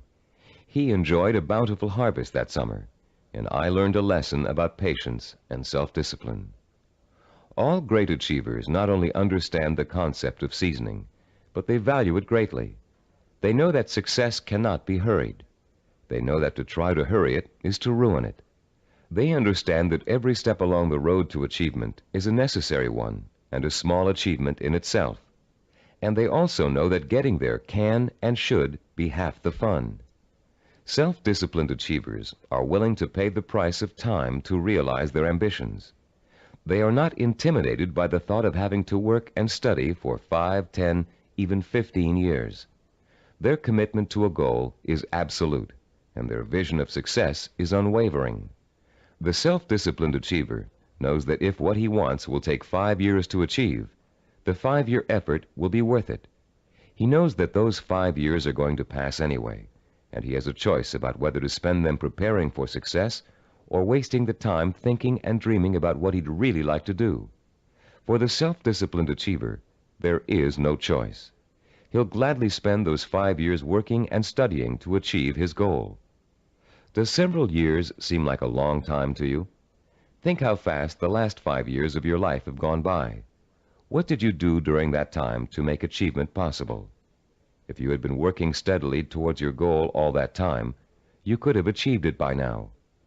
Let's say you're 34 years old and your dream is to become an architect. You know it will take you 6 years of schooling and apprenticeship before you can get a good job with a respected architectural firm. But that means you'll be 40 years old by the time you reach your goal, and you feel you just can't wait that long. Stop and think. You're going to be 40 years old in 6 years whether you study architecture or not. And if you choose not to study it now, in 6 years, you'll be in the exact same position, wanting to be an architect and knowing it will take you 6 years to get there. Only by then, you'll have to work until you're 46 to achieve your goal. You can get there in 6 years by starting now, or you can choose to give up hope of ever getting there at all. If you really want to achieve your goal, 6 years won't seem like such a long time. As you'll find out later in this session, to the self-disciplined achiever, the 6 years will go by very fast. Impatient people want things to happen overnight. In the words of French philosopher Blaise Pascal, they anticipate the future as too slow in coming. And in being unwilling to devote hours of time to the kind of seasoning it takes to become accomplished at anything, they waste their lives by doing nothing at all, and they wonder why they always feel so unfulfilled. How many youngsters have you known who came home from a rock concert determined to learn to play the guitar? It looked easy when the group on stage was playing, so the youngster goes out and buys a guitar and takes his first few lessons. And all of a sudden, it becomes apparent that it's not easy. It's going to take years of hard work and effort to learn to play really well. So the youngster loses interest and gives up, bored with the tedium of practicing scales for hours. Yet the professional musicians he's watched have put in years of practice to get where they are, and where the youngster would like to be. The great artist Pablo Picasso was once approached by an admiring woman in a restaurant. Having recognized him, she asked him to draw something, anything, on a napkin for her. She told him she'd pay him whatever he thought was fair, if only he would provide her with this impromptu work of art. Picasso agreed and spent 5 minutes drawing a picture on the napkin. When he was finished, the woman picked the napkin up in delight. How much did he want for the picture, she asked. Calmly, Picasso replied, $10,000. Dumbfounded, the woman began to argue with him that a picture drawn on a napkin in 5 minutes couldn't possibly be worth that much. But Picasso just smiled and said, Madame, it may have only taken me 5 minutes to draw the picture, but it took me 40 years to learn how to draw it. 40 years. Does that seem like an interminable amount of time? To a master artist seeking the ultimate expression of his talent, a great scientist seeking a cure for disease, or an ambitious businessman trying to turn a small company into a Fortune 500 corporation, 40 years can seem to fly by overnight. To the dedicated, self-disciplined achiever, time is nourishment for what he wants to accomplish. And that time is well spent, taking step after step in a continuous effort to achieve a specific goal. The achiever does not get sidetracked. Every day he concentrates on the micro tasks that make up his macro purpose. And each completed micro task becomes a source of pleasure and a reward in itself. Top newscaster Eric Sevareid achieved his macro purpose by actually ignoring it. Instead, he concentrated on the micro purposes that would help him accomplish his goal. Sevareid tells the story in his own words. Once when I relinquished my job and income to undertake a book of 250,000 words, I could not bear to let my mind dwell on the whole scope of the project. I would have surely abandoned what has become my deepest source of professional pride. I tried to think only of the next paragraph, not the next page, and certainly not the next chapter. Thus, for 6 months, I never did anything but set down one paragraph after another. The book wrote itself. Years ago, I took on a daily writing and broadcasting chore that has totaled now more than 2,000 scripts. Had I been asked at the time to sign a contract to write 2,000 scripts, I would have refused in despair at the enormousness of such an undertaking. But I was only asked to write one, the next one, and that is all I have ever done. You can learn to work in microtasks by following your step-by-step plan for success and concentrating only on each step at a time. But you cannot learn seasoning as if it were a skill. Seasoning is an attitude that must be adopted and made part of your mental framework if you are able to achieve your lifelong purpose. It is crucial to self-discipline. More than that, it is actually at the heart of self-discipline. Besides seasoning, the self-disciplined achiever experiences something we call time quickening. Time quickening does not mean taking shortcuts, as you might first guess. Rather, it represents what happens to your perception of time as you become involved in the pursuit of your goal. Time quickening is an almost magical experience where time seems to disappear and you know you're in complete control of what you're doing. When it happens, you feel energetic, concentrated, and completely absorbed in your task. We've all experienced time quickening when we're doing something we particularly enjoy. For you, it may have happened while you were reading an exciting murder mystery, watching an action-filled movie, playing a game of tennis, or even weeding a garden. Time quickening takes place whenever you find yourself completely engrossed in something to the point where nothing can distract you. The moments fly by so quickly, you're just not aware of them. Past and future seem to disappear, leaving only you and the task you're engaged in. And after what only seems like minutes, you look up and notice in shock that a great deal of time has passed. Dreams are a reverse example of this phenomenon. Although you may often wake up feeling as if you've been dreaming a particular dream for hours, the whole thing has actually taken place in just a minute or two. The human mind has the amazing ability to alter our own perception of time. Once you learn to use this ability to your advantage, you will no longer be discouraged at the thought of having to spend so much time pursuing your goal. Scientific research has shown us how to trigger the experience of time quickening.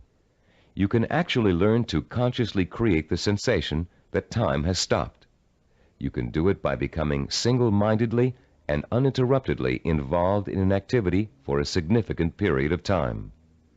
Time quickening occurs when you surrender your attention and your senses to something outside of yourself. There are 6 steps you can and must take to experience the benefits of time quickening. Listen to them carefully, and then try to recreate them, first with lesser tasks that may or may not be related to your goal, then with your actual micro-purposes.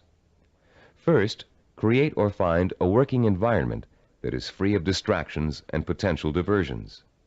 Second, focus on doing one task at a time and stick with it until it is completed. Third, surrender yourself to the task at hand. Work hard and work well, and don't stop working until you have finished as much or more of the task as you started out to do. Fourth, plan to work uninterruptedly for a significant span of time, several hours if possible. Fifth, don't watch the clock as you work, and don't continually compare how much you've accomplished against how much you still have to do. Sixth and last, stop working when your thinking becomes muddled due to fatigue. The first few times you try using these 6 steps, you may have a hard time following them all. But the more you practice, the easier it will get. And soon you'll notice that time seems to be flying by quicker and quicker every time you sit down to work. Time quickening makes work enjoyable and helps prevent the normal wear and tear of work on your mind and your nerves. It is the antidote to burnout and the key to maintaining a healthy emotional balance during long hours of effort. Time quickening will enable you to successfully complete the string of microtasks that over an extended period of time will take you closer and closer to the completion of your macro goal. And if your goal is years away, time quickening will make it seem to all happen so quickly that the illusion of overnight success will almost seem as if it's coming true. Using time quickening to follow a step-by-step plan for reaching a goal is one way to make that goal appear closer than it really is. But time quickening won't do you any good if you find you can't even get started on your micro-tasks. For most people, the biggest enemy of success is procrastination, postponing doing the work you know you must do in order to accomplish your ambitions. Like most people, you may think procrastination is relatively harmless, a trivial problem that you don't really need to worry about. But there's nothing trivial about a habit that is the cancer of self-discipline. Procrastination is an achievement killer, and unfortunately, the more often you succumb to it, the more habitual it gets and the harder it is to deal with. Procrastination is a serious deterrent to self-discipline, and it takes a serious effort to overcome it. In the next part of this session, we're going to explore some common reasons for procrastination and the most effective ways of overcoming the would-be achiever's most self-defeating habit. Psychological research tells us that chronic procrastinators fall into three groups. The first group fears failure. The second group fears success. And the third group uses procrastination as a way of rebelling against authority. Let's examine each of these groups to see how they turn their own psychological problems into reasons for procrastination. The first type of procrastinator may actually already be a successful business person or professional, but he or she is successful only up to a point. These people set such high standards for themselves that they live in constant fear of not being able to meet those standards. They cripple their own efforts to succeed by working at less than their capacity, so they are never really challenged and therefore never will fail. People who are successful early in life, usually in school or in an athletic career, often turn into this type of procrastinator. Take Sarah, for example, a city planner who graduated at the top of her class from Stanford University. Soon after graduation, Sarah joined the planning director's office in a major West Coast city. One of her duties is to generate reports for her boss to use in making important presentations. Sarah has begun putting off doing the reports until the last minute.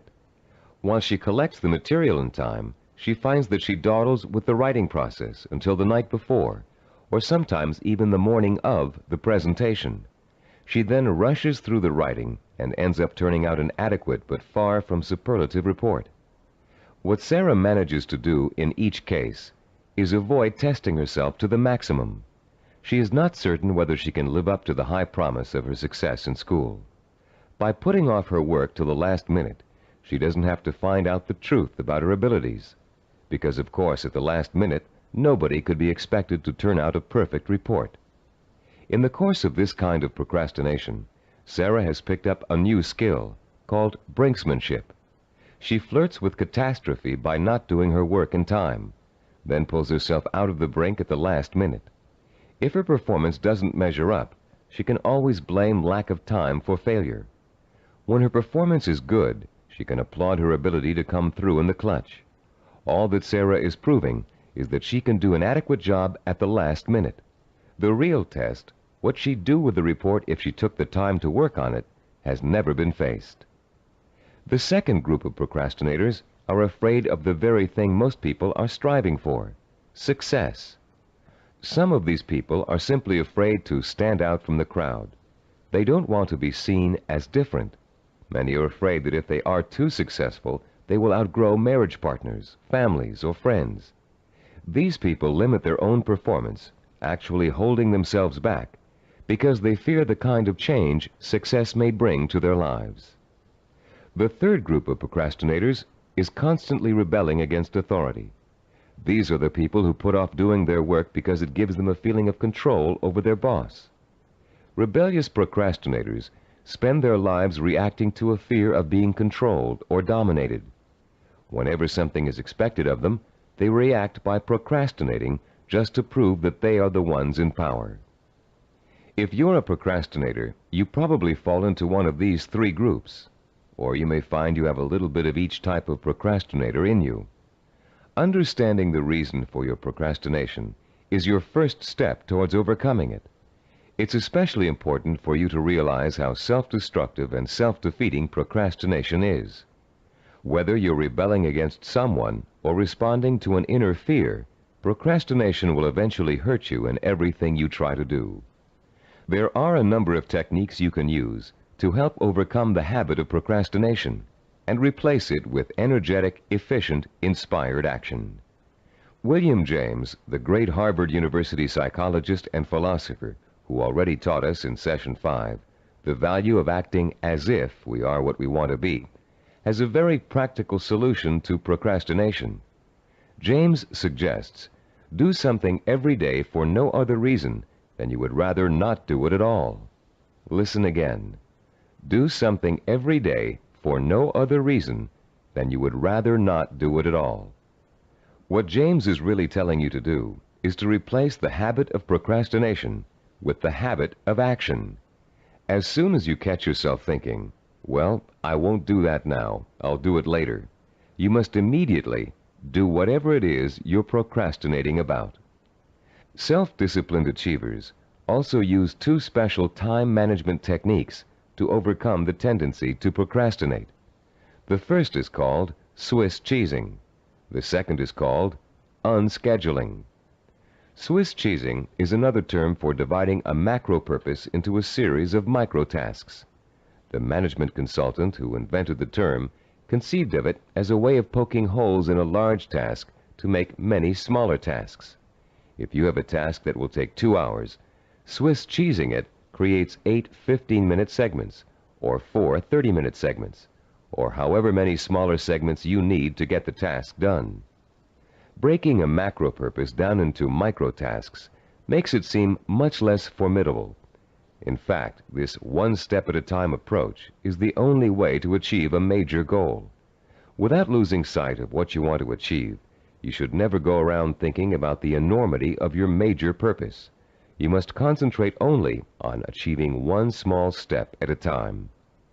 Unscheduling also helps you to overcome procrastination and get on with your project in the most efficient way possible. Sometimes you know you're going to need so much time to complete a task that you won't even start it. You rationalize that you'll never find the time to finish it anyway. But often people overestimate how much time it really will take them to do something, and they don't realize that by Swiss cheesing, they can find the time to do it in an otherwise busy schedule. Turn to page 45 of your study guide and look at Form 8.1. You'll see a chart with the days of the week listed along the top row, and the hours in a day listed vertically along the left side. There are 7 days listed and 16 hours per day. The chart presumes that you get up at 6 o'clock in the morning and retire at 10 p.m., but you can easily change the numbers to correspond to your own daily hours. It's often a shock to look at a chart like this and realize how many hours you actually have available to you in a one-week period. Of course, many of those hours are taken up with the necessities of everyday life. Your first task in this exercise is to fill in all those hours that are occupied with travel, meals, work, meetings, regular recreational activities, and other commitments. Only fill in the time that absolutely must be devoted to activity. If you regularly watch television or read magazines for 3 hours every night, that doesn't qualify as a life necessity unless it's part of your job to do so. When you've finished, look at the boxes you haven't filled in. These represent your free time, time you have full control over and can devote to your own micro projects. You may be amazed to find that you easily have 20 or 30 hours per week of free time to devote to your project. And if you include time that's spent commuting on a bus or train, the hours may add up to considerably more than that.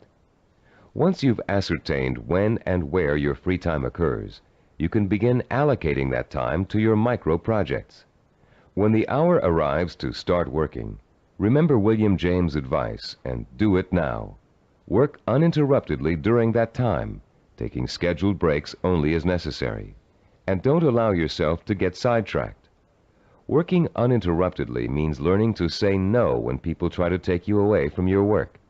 If a friend calls up and asks you to go bowling while you're working, you must learn to refuse. Make a date to go some other night, but complete your working hours in the time you've allotted to them. Let your family know that you're serious about completing your tasks. Schedule time to enjoy being with them, and let them know that when you're working, you are not to be interrupted.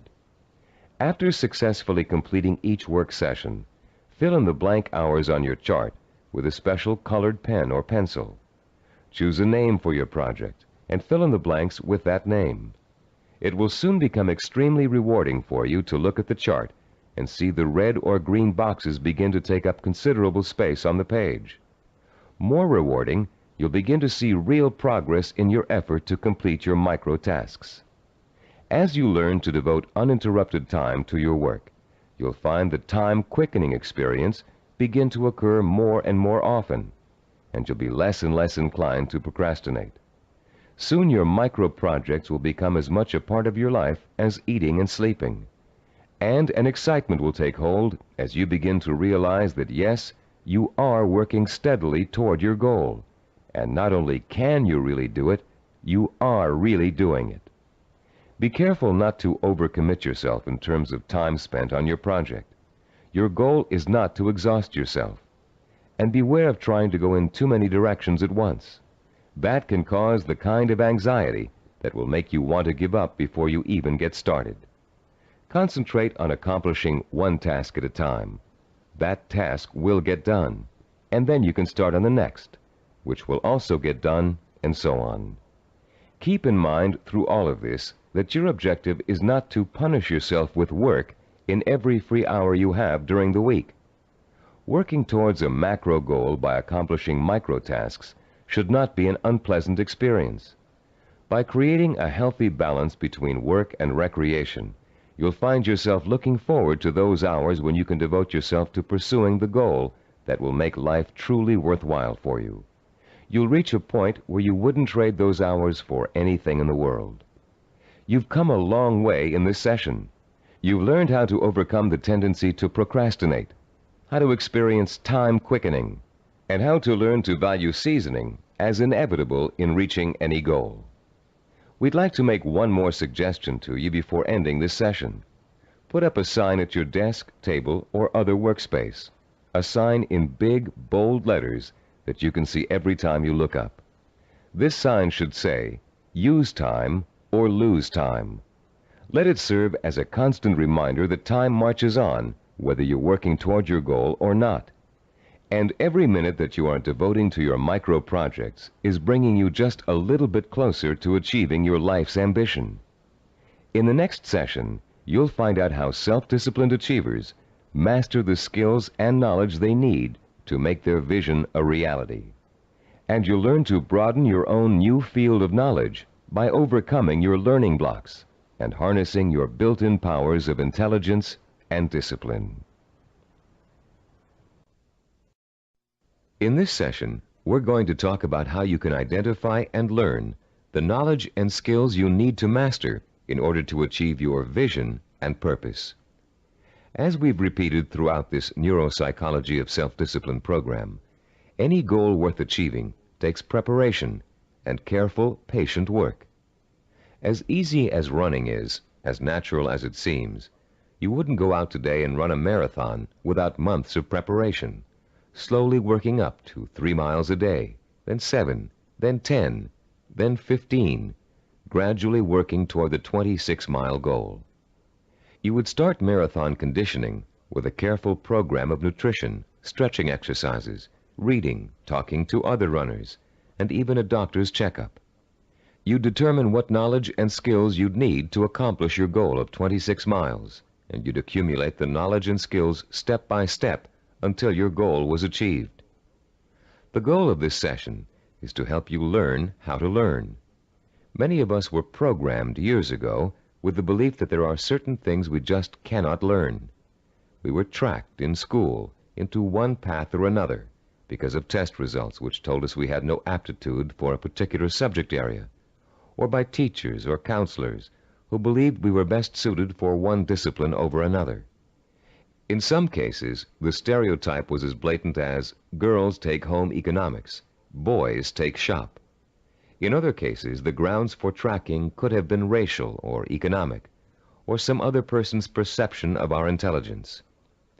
In a now famous psychological study, new teachers in an elementary school were told that certain students in their classes were gifted and certain others were slow. In truth, there was no measurable difference in the student performance up till that time. But by the end of the following semester, the students labeled gifted were doing work above grade level, while the slow students were performing below. The only thing which had changed was the teachers' attitudes toward the children. Much of our response to learning has been based on what we've been told about our ability to learn. In this session, you'll learn how to break through the learning barrier and clear away the mental blocks that have you falsely entrapped in the belief that you can't learn certain difficult subject matter and skills. You'll learn how to learn all over again, this time recognizing that your potential is as unlimited as your imagination. You, like other self-disciplined achievers, will know how and when to acquire the essential knowledge and skills that will enable you to achieve your goals. In our research into human achievement, we found that the world's most persistent and successful people had developed a four-step approach to learning that ensured they would successfully acquire the knowledge they need to achieve their goals. The process is a simple one. Listen carefully as we go over its basic components. First, they're able to determine what new skills and knowledge they must learn in order to achieve their goals. Second, they call into play their belief in their ability to learn. They believe they can learn any subject or skill, no matter how difficult it might be. Third, they're patient. They understand that acquiring new knowledge and skills is often a slow, step-by-step process that requires systematic trial and effort.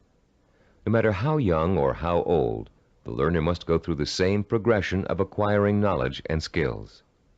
And fourth, they develop their own effective, personalized system for learning, a simple learning formula they can apply to any subject matter to efficiently and thoroughly master goal-relevant knowledge and skills. Let's delve into each of these steps in turn to see how they can be applied to your own learning efforts. The first step of a learning program to acquire a new skill can be approached much like the planning work we dealt with in Session 7. You can design a similar flow chart with an activity box labeled Start and a box labeled Finish. The intermediate steps are, of course, other activity boxes. Activities which must take place at the same time must appear one above the other. The activities that follow each other in chronological order are listed from left to right. The activity that comes first is to the left of the activity on the right. Any research you have to do, consultations you have to make, background materials you have to accumulate, all are entered on your flowchart in the proper activity boxes. Let's assume for a moment you're just about to begin your first year of college. Your ambition is to become a neurologist. You know that to get into medical school, you have to excel in college pre-medicine. The thought of taking 4 years of math, chemistry, and biology seems pretty intimidating, and becomes even more intimidating when you realize that you have to have almost a straight A average in those subjects to be even considered for medical school admission. The intimidation would quickly go away if you could develop a 4-year visual network plan that outlines specifically what you had to learn and in what order you would have to learn it, year by year. Then, upon viewing the completed network plan, look at it and develop the deep inner belief that you have it in yourself to master each of the subject matter areas. Let's work through a visual network plan for successfully completing college pre-med. Granted, most of you listening to this program won't want to become medical doctors, but this example is applicable to any situation in which new knowledge and skills must be learned. Turn to Diagram 9.1 on pages 48 and 49 of your study guide. I'll pause a few moments while you find Diagram 9.1.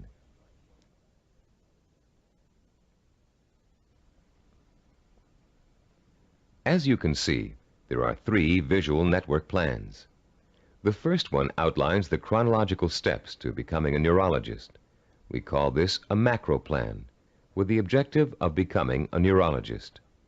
Below that is the micro plan with the objective to graduate in pre-medicine in 4 years with a minimum 3.5 grade point average. The micro plan is broken down into 2 levels. The first level is visually represented in 2 steps. The Start, labeled number 1, and Graduate with a Bachelor of Science in Pre-Med, labeled number 3. This first level has actually been extracted directly from the macro plan. Now look at page 49 and the Level 2 diagram. As you can see, Level 2 is an expanded version of Level 1. Through the study of the college course catalog and after talking at length with college advisors, you have identified the pre-med requirements and have broken them down into a prerequisite chronological order. This visual network plan then serves as the step-by-step map for completing your pre-med program, the first step in your macro objective of becoming a neurologist. As you look at the visual network plan for completing pre-med, what type of emotions do you experience? Do you feel intimidated at the prospect of excelling in the hard sciences? Do you doubt your ability to learn such difficult subjects and to learn them so well that you finish each course at the top of your class? If you feel intimidated and experience doubt, then you probably won't make it. If you look at the plan and feel deep down inside that with enough effort, study, and application, you can master each of the courses, then you'll probably succeed. The difference, you see, is really not in ability or intelligence. Rather, it is an attitude, your belief in yourself. The belief in yourself as someone who is capable of learning is 90% of the learning hurdle. The other 10% is single-minded application mixed with ability. The belief in yourself as someone who has the ability to learn is the second step involved in the self-disciplined achiever's pursuit of goal-related knowledge and skills. Much of your own belief in yourself as someone who is capable of learning complex material may have been educated right out of you in school for a variety of reasons, some of which we explored at the beginning of this session. One major reason for this belief is a vicious cycle people get caught up in early in their learning experience. Take math, for example. Many people have learning blocks when it comes to math. They feel that they just don't have the aptitude to learn complex mathematical concepts, and they can prove this lack of ability to you from their grades and success in math classes. What most of these people lack is not the aptitude for math, but the application of self-discipline. Math requires progressive learning. You have to master one concept before you can go on to the next. If you miss a few steps in between, then it's really easy to get lost. And once you get lost, it's nearly impossible to catch up. To stay on top in math requires a daily effort of study. Most people who enter math because of their lack of self-discipline think that they can get by with a minimum of effort. Most of these people are intelligent. They can get by in most other courses by just coasting. They think they can do the same thing in math, but soon they get behind and can't catch up, and usually do poorly in the course. Then, after such an experience, they label themselves as poor in math. They carry this label with them throughout their lives. This label shades most of their decision-making when it comes to choosing courses of study and careers. Such people will avoid careers that require mathematical understanding because they think they don't have the aptitude. Actually, they probably had and have the aptitude, but not the attitude. Their life's potential was stunted by a false assumption. All they needed was someone to teach them the value and skill of self-disciplined application. Most of the people we studied in the creation of the neuropsychology of self-discipline program were not extra intelligent, but they did have a firm belief in their ability to learn anything and everything.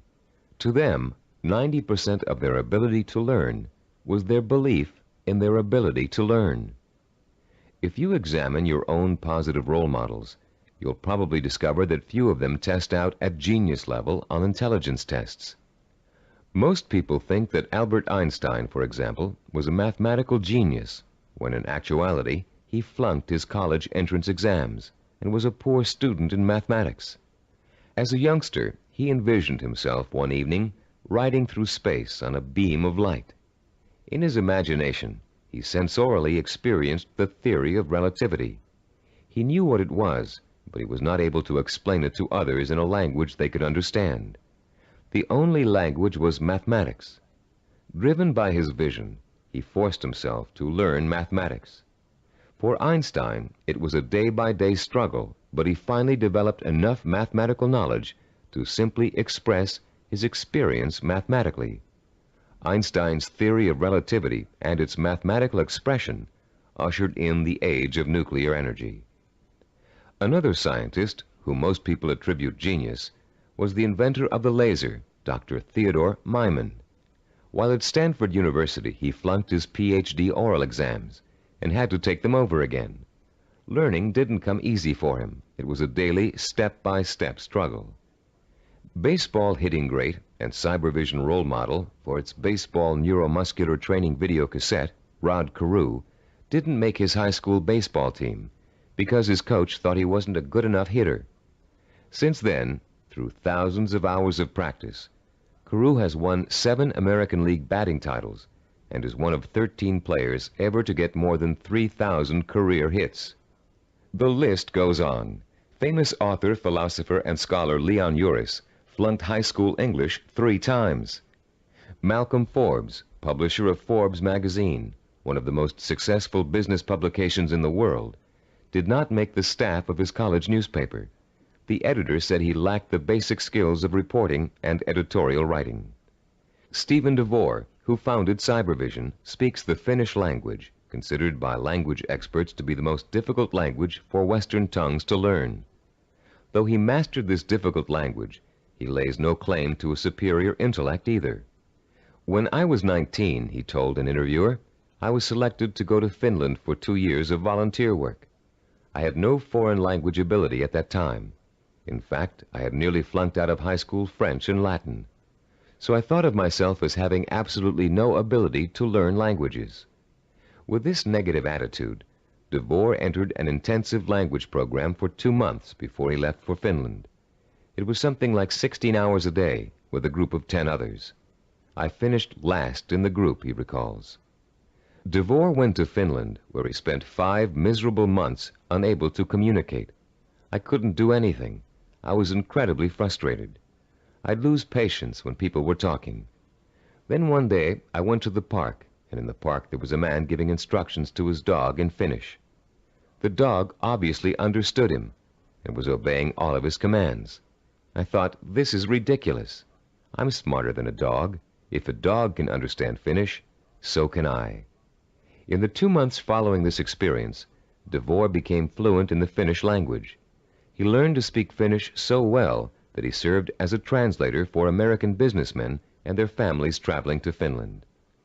Buoyed by the accomplishment of learning Finnish, DeVore returned home after 2 years and went back to college.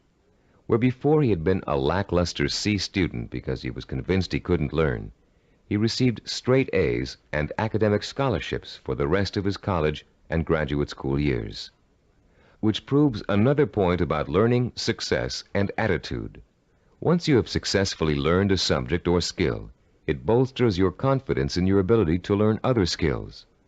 Once you've proven to yourself that a negative concept you had was wrong, you begin to realize that all of your negative concepts may be wrong. What you couldn't do in the past, you can now do. You can do it because finally you believe you can do it. Breaking the cycle of a negative attitude may not be easy, but once you do, you'll be far less inclined to get back into the cycle. That's why small steps and small accomplishments are so important in pursuing a macro goal. You may look at a map for becoming a neurologist and say, I'll never get through all those math courses. But if you get 1 A in algebra, you'll realize that you can. Another way of expressing this is that success in learning begets more success. Once you have successfully learned a subject or skill, it bolsters your confidence in your ability to learn other skills. Your past, in which you may have been labeled or labeled yourself as a non-learner, is precisely that, your past.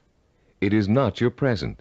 It has little relation to what you are capable of accomplishing now. What has happened to many of us is that we have been conditioned into a negative feedback loop where learning is concerned. The step-by-step accumulation of new skills is the way to break this loop and replace it with a much more positive cycle. Which brings us to the 3rd step in the learning process, the attitude and value that learning takes time and patience. Most of us, at the time we are exposed to our greatest concentration of education, haven't developed the necessary self-discipline skills to be able to take advantage of it. And why should we? We were only children. Excellence, as we've been learning in this neuropsychology of self-discipline program, is based on seasoned learning. Skills like medicine, mathematics, chemistry, dance, law, music, pottery, writing, languages, architecture, masonry, carpentry, the list is endless. All require seasoning, the accumulation of knowledge over time. The perseverance to stick with a task over a long period of time, sometimes decades. The ability to find pleasure in the accomplishment of steps toward a goal, rather than seeking the instantly gratifying quick fix. All these are the hallmarks of the self-disciplined. A wise philosopher, in speaking of the seasoning of a learner, once said, "There are very few human beings who receive knowledge complete and staggering by instant illumination. Most of us acquire it fragment by fragment, on a small scale, by successive developments, cellularly, like a laborious mosaic." One other myth about the acquisition of knowledge has it that you can get too old to learn.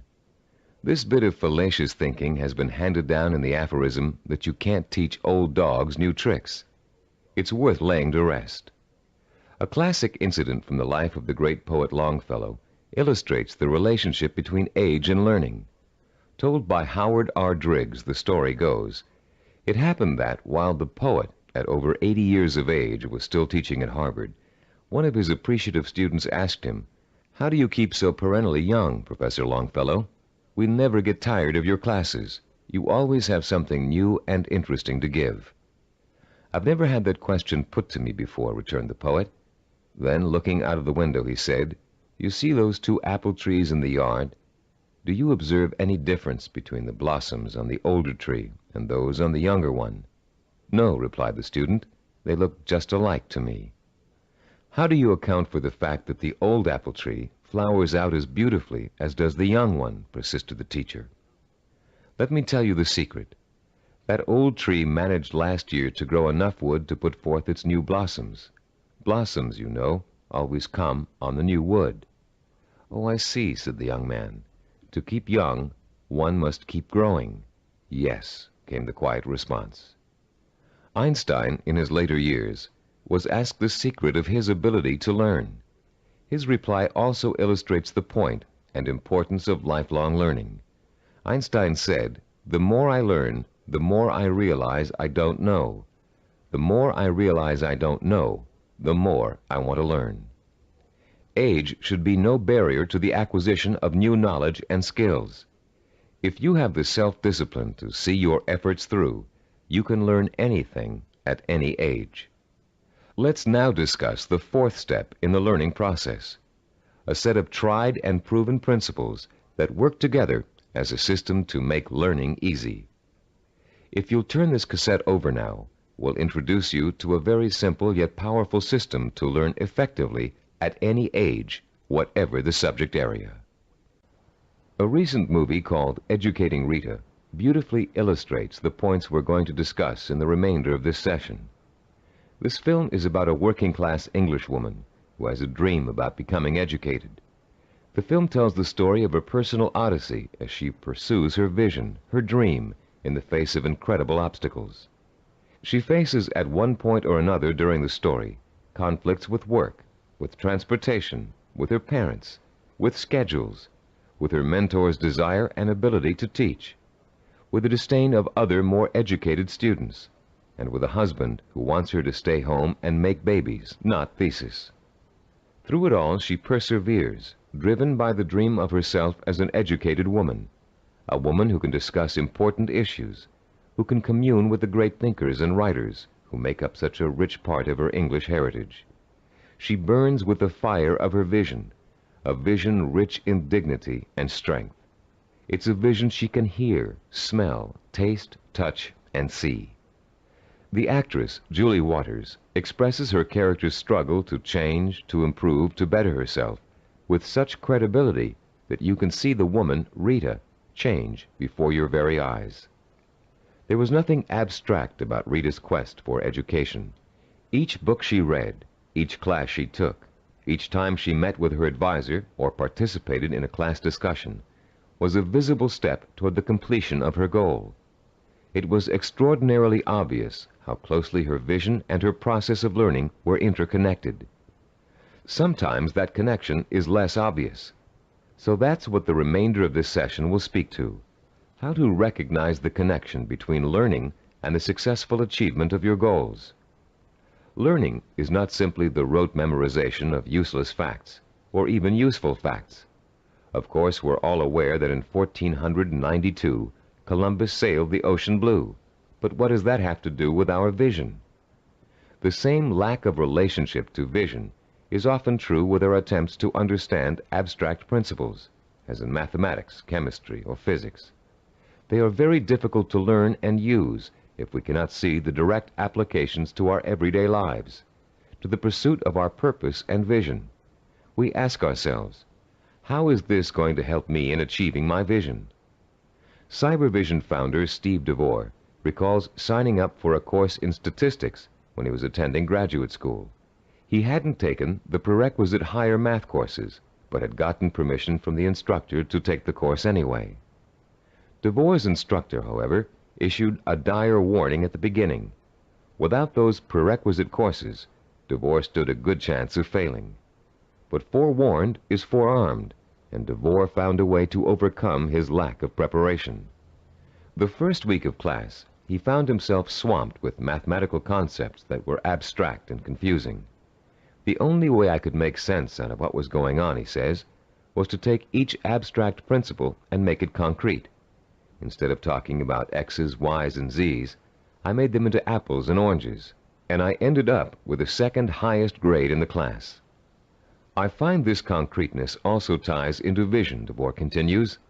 Whenever you have to learn something that seems beyond your grasp, remember your vision and why you have to learn it. Then it will seem real and vital, and you'll have an easier time dealing with it. Whatever you have to learn, no matter how abstract or detailed the information, if it's necessary for your vision, then you can embody that information with your vision. Then it becomes something real and vital. You can put a handle on it. You have a reference for it. You've been learning the importance of vision all throughout this program. The sensory-rich, detailed kind of vision you created in Session 6 and are continuing to create on a daily basis.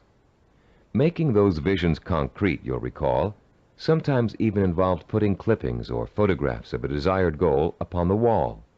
This kind of work to strengthen vision is also at the heart of learning. As I promised earlier, I'm about to introduce you to a powerfully effective, easy-to-learn method of learning that will carry you through the rest of your life. This four-part learning system is the application of certain principles that reveal themselves in the course of our research with self-disciplined achievers. Learning and applying these principles will enable you to approach any subject matter with confidence and thoroughly learn the material no matter how difficult it might be. We call this system mega learning. We use the word mega to connote power. The power to achieve you acquire through the acquisition and application of knowledge. Let me quickly preview each of the 4 steps and then look at the process in greater detail. First, recognize the need to learn a principle. Second, relate the principle to your personal vision or goal. Third, internalize the principle by relating it to your own experience. And fourth, apply the principle in action. Let's examine each of these 4 steps in turn. First, recognize your need to learn new information and skills. You cannot reach your goal without getting an education first. This doesn't necessarily mean attending school. It means identifying the key skills and competencies that you must master if you are successfully going to reach your goal. Ask yourself, will I achieve my goal without this knowledge or skill? If your answer is no, then you have a strong motivation for learning. Your learning is now crucial, for without it, your road to achievement is blocked. Learning is a lot easier if you have a specific reason to learn. Once you recognize that you have a need to learn, you've taken the first step toward achieving your goal. Step 2 is simply asking yourself, how can I use this? How will it help me fulfill my vision? Imagine yourself achieving your goal and using the new knowledge and skills you are about to learn. See how each skill and bit of knowledge applies directly to your future success. no matter how unrelated or trivial it might seem to be in the beginning. This process is akin to putting a jigsaw puzzle together. You have a picture of what you want to achieve on the jigsaw box. Inside the box are hundreds of related but unrelated pieces of the puzzle. You put two pieces together. You pick up a third piece. You toy with it, mentally turning it over, looking at its edges, its contours, its unique characteristics, looking at the ways it might fit into the whole picture. Then comes the aha moment. You see exactly where the new piece of puzzle fits, how the contours of the piece are shaped to fit the pieces already in place. And as you place the piece in the puzzle, you get an idea of what the larger picture will look like. Perhaps you refer back to the picture on the jigsaw box, which is analogous to the mental picture you have of the goal for which you're striving. The very act of studying the information and putting it in its proper place helps you bring the picture on the box to life.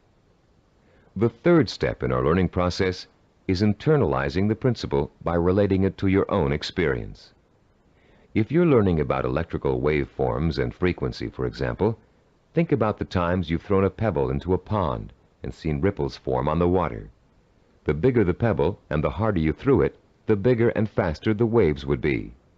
In Newtonian physics, you can easily understand the law that states, for every action there is an equal and opposite reaction, by remembering how you stand up from a sitting position. Do you just shoot straight up, or do you have to first push your weight down on the chair to stand up? In order to stand up, you have to first push down. That's Newton's law in action. Every time you find an example from your own experience to illustrate a bit of knowledge you're trying to learn, you'll reinforce your understanding of that knowledge. And you'll remember it because it's anchored to something very personal. Every time you think of Newton's law, you'll picture yourself pushing off a chair to stand up. It works for just about any abstract theory you can think of. The fourth critical step in learning is the actual application of the principle you're trying to grasp. Throw pebbles in a pond and watch the action when you're learning waveform theory. Sit down and stand up over and over again until Newton's law is firmly planted in your mind. If you're studying a new language, use the new vocabulary you learn every single day. As you walk down the street or through your living room, try naming every object you see in your new language. Using these 4 steps to learning will make the experience easier, less frightening, and more fun. You'll make mistakes just as everybody does, but persistent application of the mega-learning system will pay off in greater understanding, greater memory retention, and a better education overall in whatever it is you're trying to learn. The 4 steps to enhance learning we've outlined here are similar to and related to the 4 stages which make up the process of creativity. Our definition of creativity is taking the knowledge and skills you learn and applying it to the realization of your purpose, vision, and goals. To be creative, you have to be armed with knowledge and skills tempered by experience. The first stage in the creative process is preparation. Creative problem solvers consciously collect all the information they can, gathering tools which will help them solve a problem or get a job done. During this stage, if there's a problem to be solved, the person might be perplexed, but at the same time excited about the possibility of coming up with a solution. Stage 2 is called incubation. Once the research has been done and the necessary information has been collected, the creative person often releases the problem and turns to something else, including rest, relaxation, or physical activity related to the problem. During this stage, the knowledge begins to reform itself below the level of consciousness, shifting and realigning until it becomes a whole. During this stage, tantalizing flashes of insights and glimpses of parts of the final solution may emerge. Stage 3 is called illumination. This is the moment of discovery. It is the point in time where all you have learned and experienced has been distilled in your mind. The solution or inspiration springs forth almost miraculously. Miraculously, if you don't recognize how much preparation and groundwork you've already laid in stage 1. Often this stage is accompanied by an overwhelming feeling of certainty that says, yes, This is the piece of art I want to create. Or yes, this is the product idea I want to explore. Stage 4 is called verification or revision. This stage takes place again on a conscious level. The details of an experimental process, if you are a scientist, must be worked out. If you're an artist, you must decide whether this picture will be painted in watercolor or oil. This stage involves visible work and rational thinking. It involves drawing from your base of knowledge and fundamental skills to make your work conform to the vision of your creative insight. As you can tell, the knowledge and skills you acquire are the tools for the creative process. The parallels to the simple approach to learning we've outlined here and the process of creativity should also help put to rest the misconception that self-disciplined people are not creative. That discipline involves being married to lists and systems to the exclusion of freedom and creativity. On the contrary, creativity is the byproduct of a disciplined, well-informed mind. A mind that is using its storehouse of knowledge to solve problems and achieve goals. The more you learn, the more creative you can become. If your heart is set on becoming a professional musician, you can hardly be expected to know how to compose a symphony until you've become an expert in reading music and have studied music history. If you want to become a heart surgeon, you can't expect to pioneer new techniques in heart surgery until you've thoroughly mastered all the existing techniques. If you want to start a business, you must first study how other businesses are run, and then make your own decisions about how your company will work. If the realization of your vision requires the mastery of new knowledge and skills, I hope that learning will now be a stepping stone rather than a barrier to the creative realization of your goals. In our next and last session, you'll learn how to develop the twin pillars of the self-disciplined character, persistence and perseverance. And you'll be well equipped to begin your long and fruitful journey towards the goal you've chosen as your most important ambition. I'd like to begin this final session with two true stories that illustrate the value of persistence and perseverance in any of life's endeavors. The first story is about a mountain climber named Don Bennett. After successfully scaling 14,000-foot Mount Rainier, one of the highest mountains and most difficult climbs in the United States, Don Bennett was interviewed about the experience by a local reporter. "How did you do it?" the reporter wanted to know. "How did you keep going for 14,000 feet and not giving up?" Bennett thought for a moment before answering. Then he spoke slowly, trying to get the reporter to understand the mental process that led him to the peak of that mountain. "Starting months before the climb," Bennett said, "I created a vision of myself at the top of the mountain.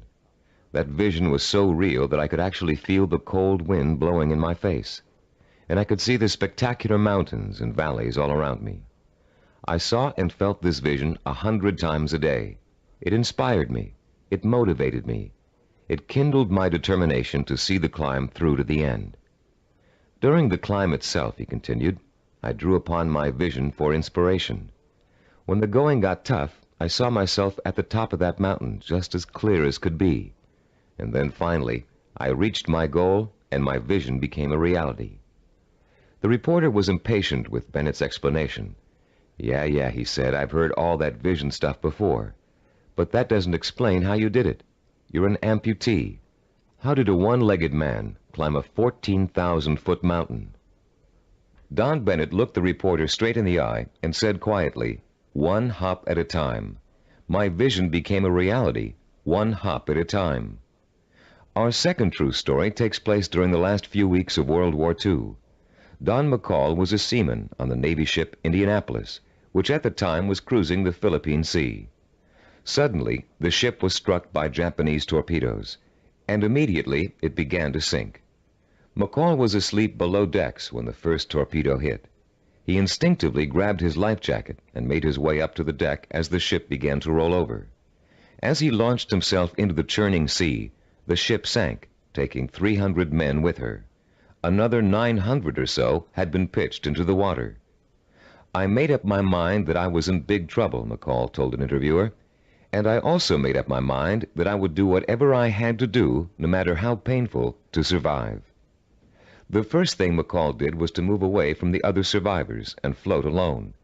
He knew about the dangers of mass panic, especially if there was a shark attack, and he knew he'd stand a better chance if he stayed away from the other men.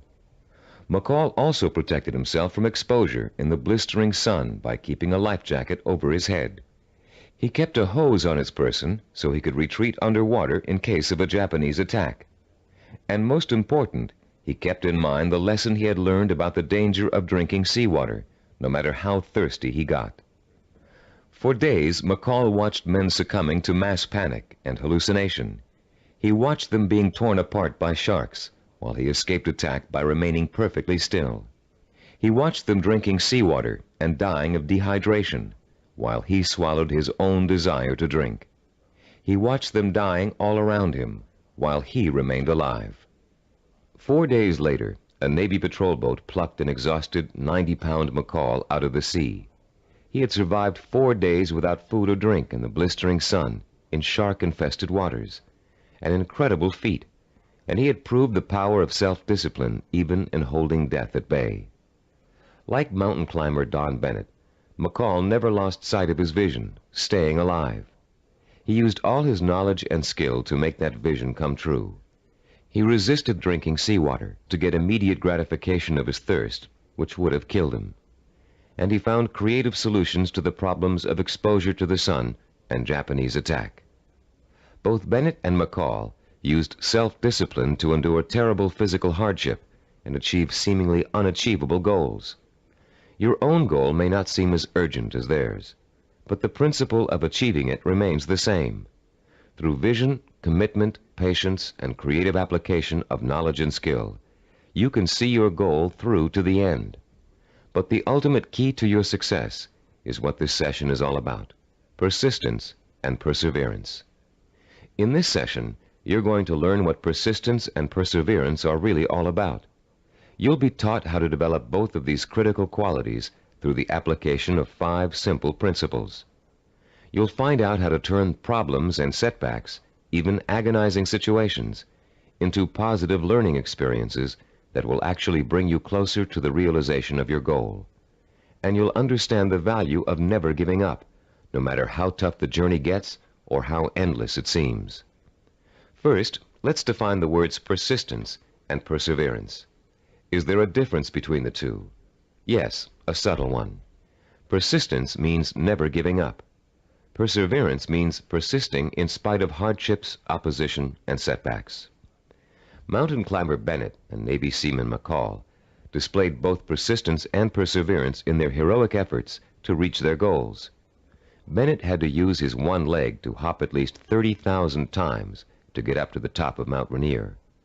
McCall had to stay calm and follow a life-saving plan while spending 4 days in shark-infested waters without any food or drink. These men reached their goals because they had already developed the qualities of persistence and perseverance. Now you are going to learn how to develop these qualities too. There are 5 crucial steps involved in learning how to develop into the kind of self-disciplined achiever who never quits and never loses sight of his or her goal. Listen carefully while I outline each one. The first step is to rekindle and refuel your vision and purpose every single day. Remind yourself daily of the rewards and benefits that await you when you successfully realize your goal. The emotion you draw from these constant reminders of why you're working so hard and giving up so many things will sustain your powers of persistence and perseverance. The second step is to firmly anchor the following attitude deep within your heart and mind. I can achieve anything I set my mind to. Nothing is impossible for me to achieve if I want it badly enough and am willing to pay the price for it. No matter how much hard work it takes, no matter how long it takes, no matter how difficult it is, I can and will achieve my goal. I will never forget that a journey of 1,000 miles begins with a single step. Step 3. Realize that obstacles are going to arise and setbacks are going to occur. Keep in mind that these difficulties are really opportunities to learn. Every obstacle that you overcome, every setback you bounce back from, strengthens your character and makes you smarter and stronger.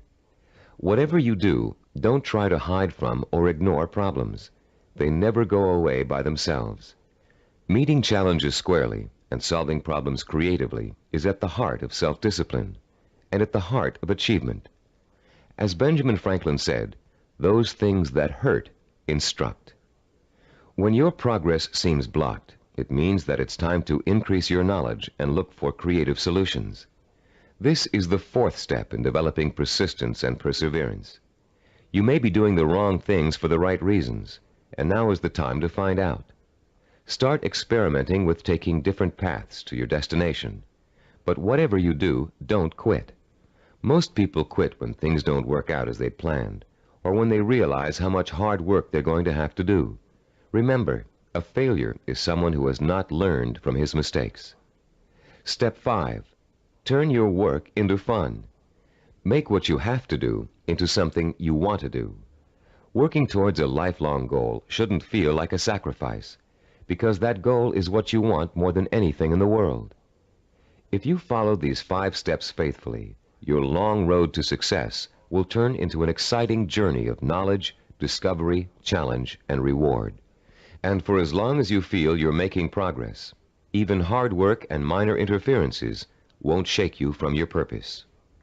The real problem arises when a major setback occurs, especially if it's unforeseen. A seemingly insurmountable obstacle is often enough to make even the most determined achiever decide that the fight simply isn't worth it. Setbacks make people give up just at the point when they should not. How can you deal successfully with setbacks?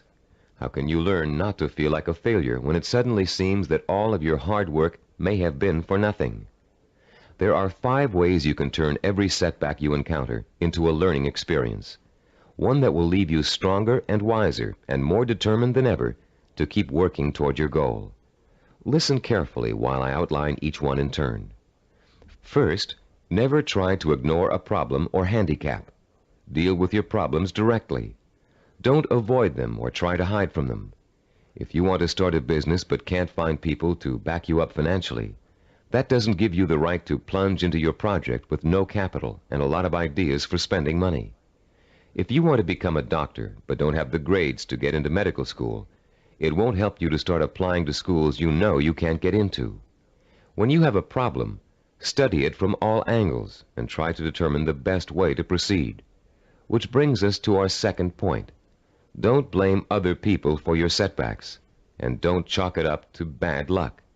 You make your own luck in this life, and you have to solve your own problems. Learn to tackle them head on, being as realistic as possible and as level-headed as possible. Mentors can often provide a great deal of help in a bad situation. Try acting as if you are your own mentor. What would he or she do in your situation?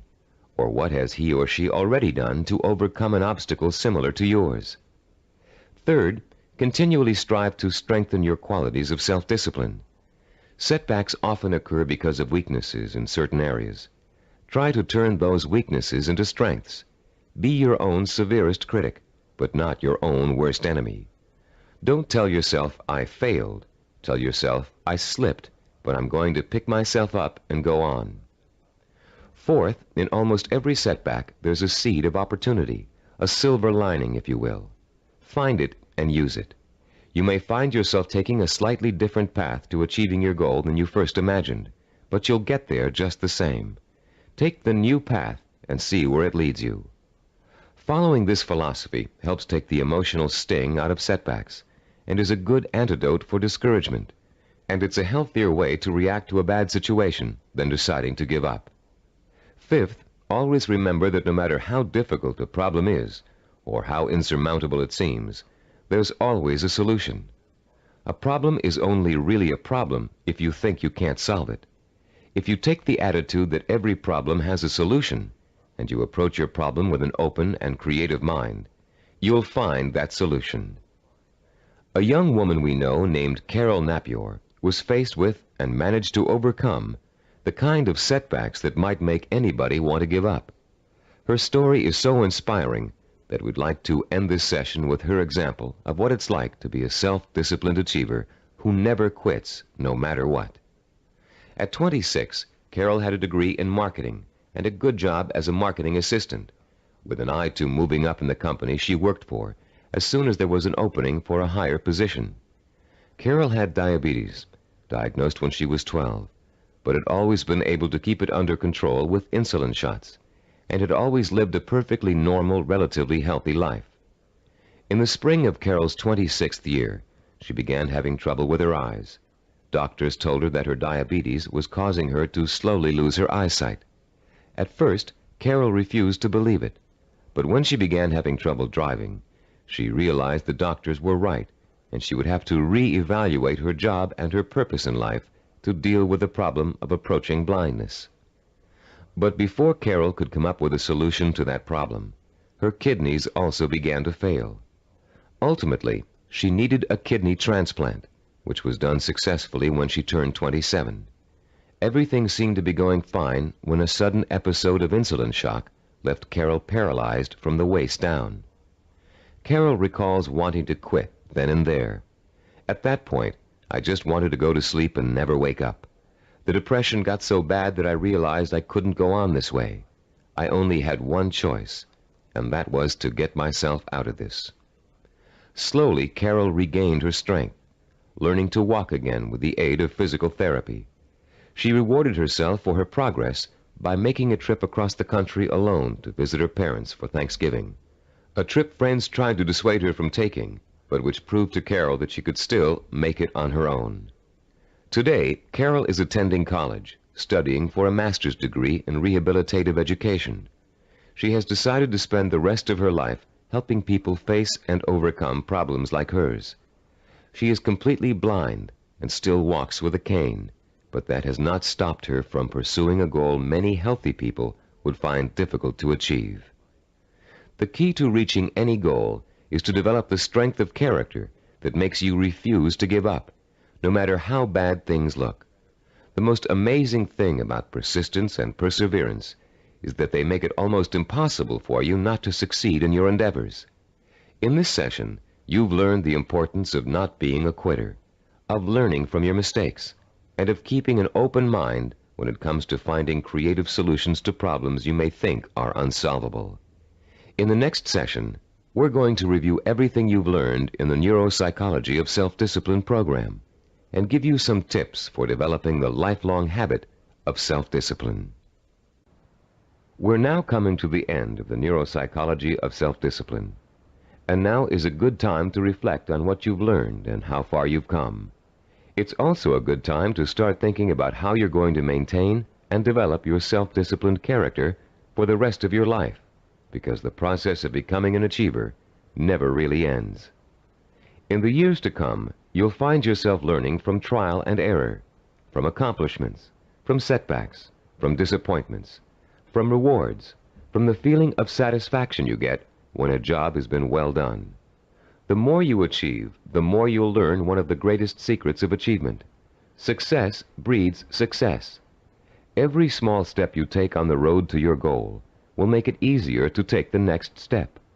And once you've achieved your goal, you'll probably find that there's another goal you want to achieve. Along the way, you'll delight in the process of watching yourself in action, making corrections in your methods and strategies as you strive toward your ultimate goal and the hundreds of smaller goals you will successfully reach on the way. Let's talk about the milestones you've already passed. In Session 1, which you listened to some time ago, you uncovered the master key to your highest potential, self-discipline. We defined self-discipline as the ability to work systematically and progressively toward a goal, to become positively obsessed with that goal, and to let that obsession lead you to accomplishment. We talked about the problems caused by lack of self-discipline. We learned about the waste of potential, the drifting from job to job, from relationship to relationship, of the person who has no real sense of purpose and an undisciplined approach to life in general. We also talked about the problems of wanting immediate gratification and how that always leads to failure because it means refusing to pay for success with hard work.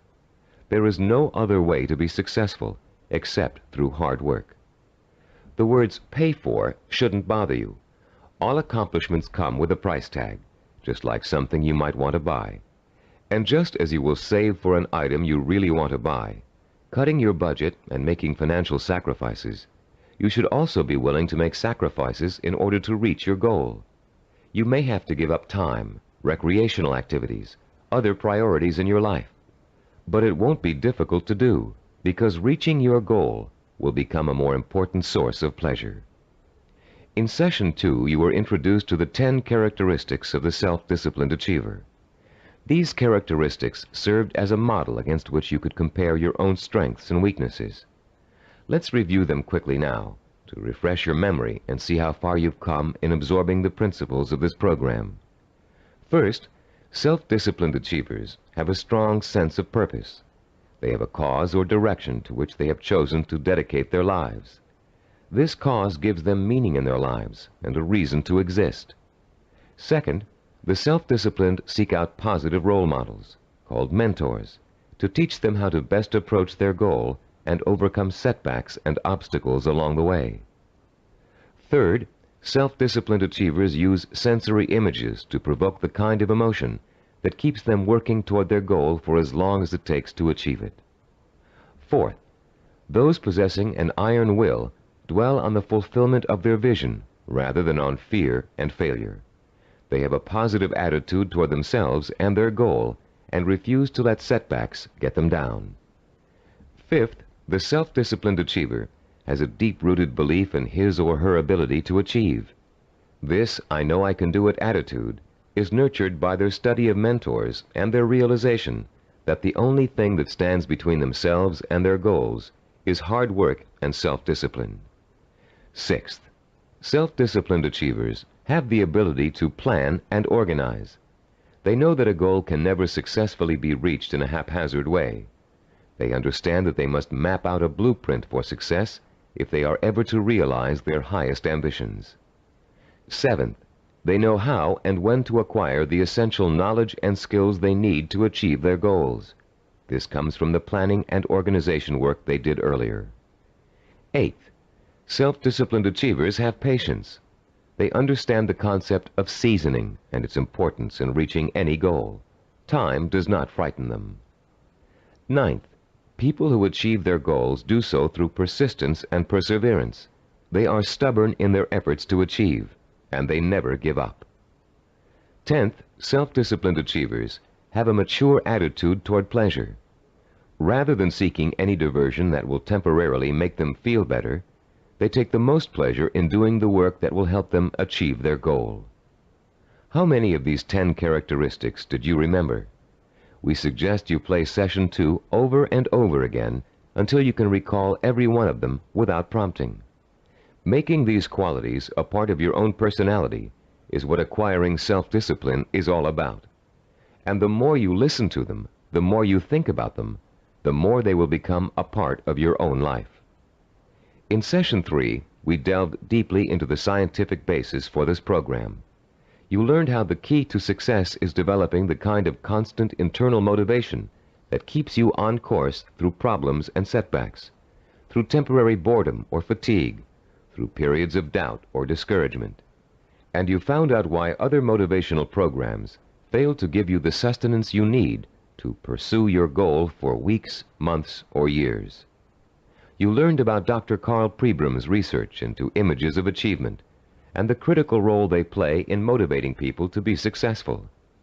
Dr. Pribram's discovery of the power of sensory-rich images to provoke the drive of motivation made the creation of this unique program possible. In Session 4, we discussed the power of purpose. Here you learn to focus your energy like a laser beam on what you want to accomplish. You learned how your macro or major purpose really could be broken down into a series of micro or minor achievements. You heard examples of how well-known achievers tackled major goals by turning them into step-by-step plans for success that they could deal with one at a time. In the same session, you participated in a fascinating exercise that lets you pinpoint, perhaps for the first time, what your most important goal in life really is. You then used that goal to create a statement of purpose that would stand as a beacon in your quest for achievement. In Session 5, we talked about mentors and role models. You learned about the process of modeling, the basis for human learning. We talked about how models are both a blueprint and an inspiration for our own activity and our own growth. You learned how models help shorten the trial and error process we must all go through before chalking up an accomplishment. You also learned how to choose a role model and how to turn that model into an inspirational but not awe-inspiring figure. You learned the value of realizing that your role model has faults and weaknesses just as you do, but has succeeded in spite of them. In Session 6, you learned how to translate your purpose into sensory images that would fuel your inner fire of determination and ambition. And you learn how to daily reinforce your mental images of achievement, to make them a permanent part of your body and mind. In Session 7, you were introduced to visual network planning. This planning system applies to any endeavor, from making a movie to making a run for the presidency. The system works by breaking down what you want to accomplish into logical building blocks. It helps you keep track of your achievements over a long period of time, and is a reward in itself for work well done. In the same session, you learned to become a storyteller. The story was that of your own success. You used your rich powers of imagination and your best verbal skills to detail the steps you took to accomplish your most important goals. In Session 8, you learned about the self-disciplined achiever's attitude toward time. You learned how achievers value patience, how they oppose the kind of quick-fix mentality that leads to general dissatisfaction with life, and how they use single-minded hard work to experience time quickening, a sensation that time is passing much more rapidly than it really is. You also learned about the problem of procrastination, its psychological causes, and the ways in which you can overcome it. You learned why it is considered the single most important cause of failure, and why it's so important for you to develop a do-it-now attitude before you try to do anything else. In Session 9, you learned how to plan to acquire the knowledge and skills you need in order to achieve your goals. You were introduced to the concept of mega-learning, a powerful four-step system that enables you to master any subject, no matter how difficult or complex. You also learned how knowledge is the building block of creativity. You were introduced to a four-step process that lets you creatively channel your knowledge toward the kind of action that will help you achieve your goals. And you learned that your belief in your ability to learn is 90% of the learning process. Finally, in Session 10, you learned how to develop the powers of persistence and perseverance, the critical characteristics that will see you through to the successful completion of your vision and purpose, no matter how long it takes or how difficult it is. You heard several inspiring stories about people who persevered and achieved their goals through extreme hardship and even physical danger. And now, as we come to the conclusion of this program, I'd like to point out that acquiring self-discipline is a never-ending process. There won't come a day when you wake up in the morning and say, "Yes, I'm finally self-disciplined now. There's nothing more I need to do to develop strength of character and determination of will." Self-discipline requires a lifetime of commitment. This doesn't mean you won't develop the habits of self-discipline in a relatively short period of time. It simply means that you must always be vigilant about how you are approaching your goals and what your purpose in life really is. It's all too easy to get sidetracked in something that feels comfortable, but is not what you really set out to achieve. Every small victory will become a cause for celebration, and a chance to renew your faith in your own ability to achieve whatever it is you want in life. And as you achieve it, you will find yourself becoming the kind of person you've always admired, the kind of person who could pursue a goal so single-mindedly, so stubbornly, and so patiently that he or she could not help but achieve it. I'm Richard Gebhardt. Thank you for joining me in this Cybervision program. This is released for the sake of education. This is a brief key insight about all the concepts of the book. We provide free audiobooks, key insights, summaries, and brief study notes on the concepts of the books. So make sure to subscribe and become a part of our family.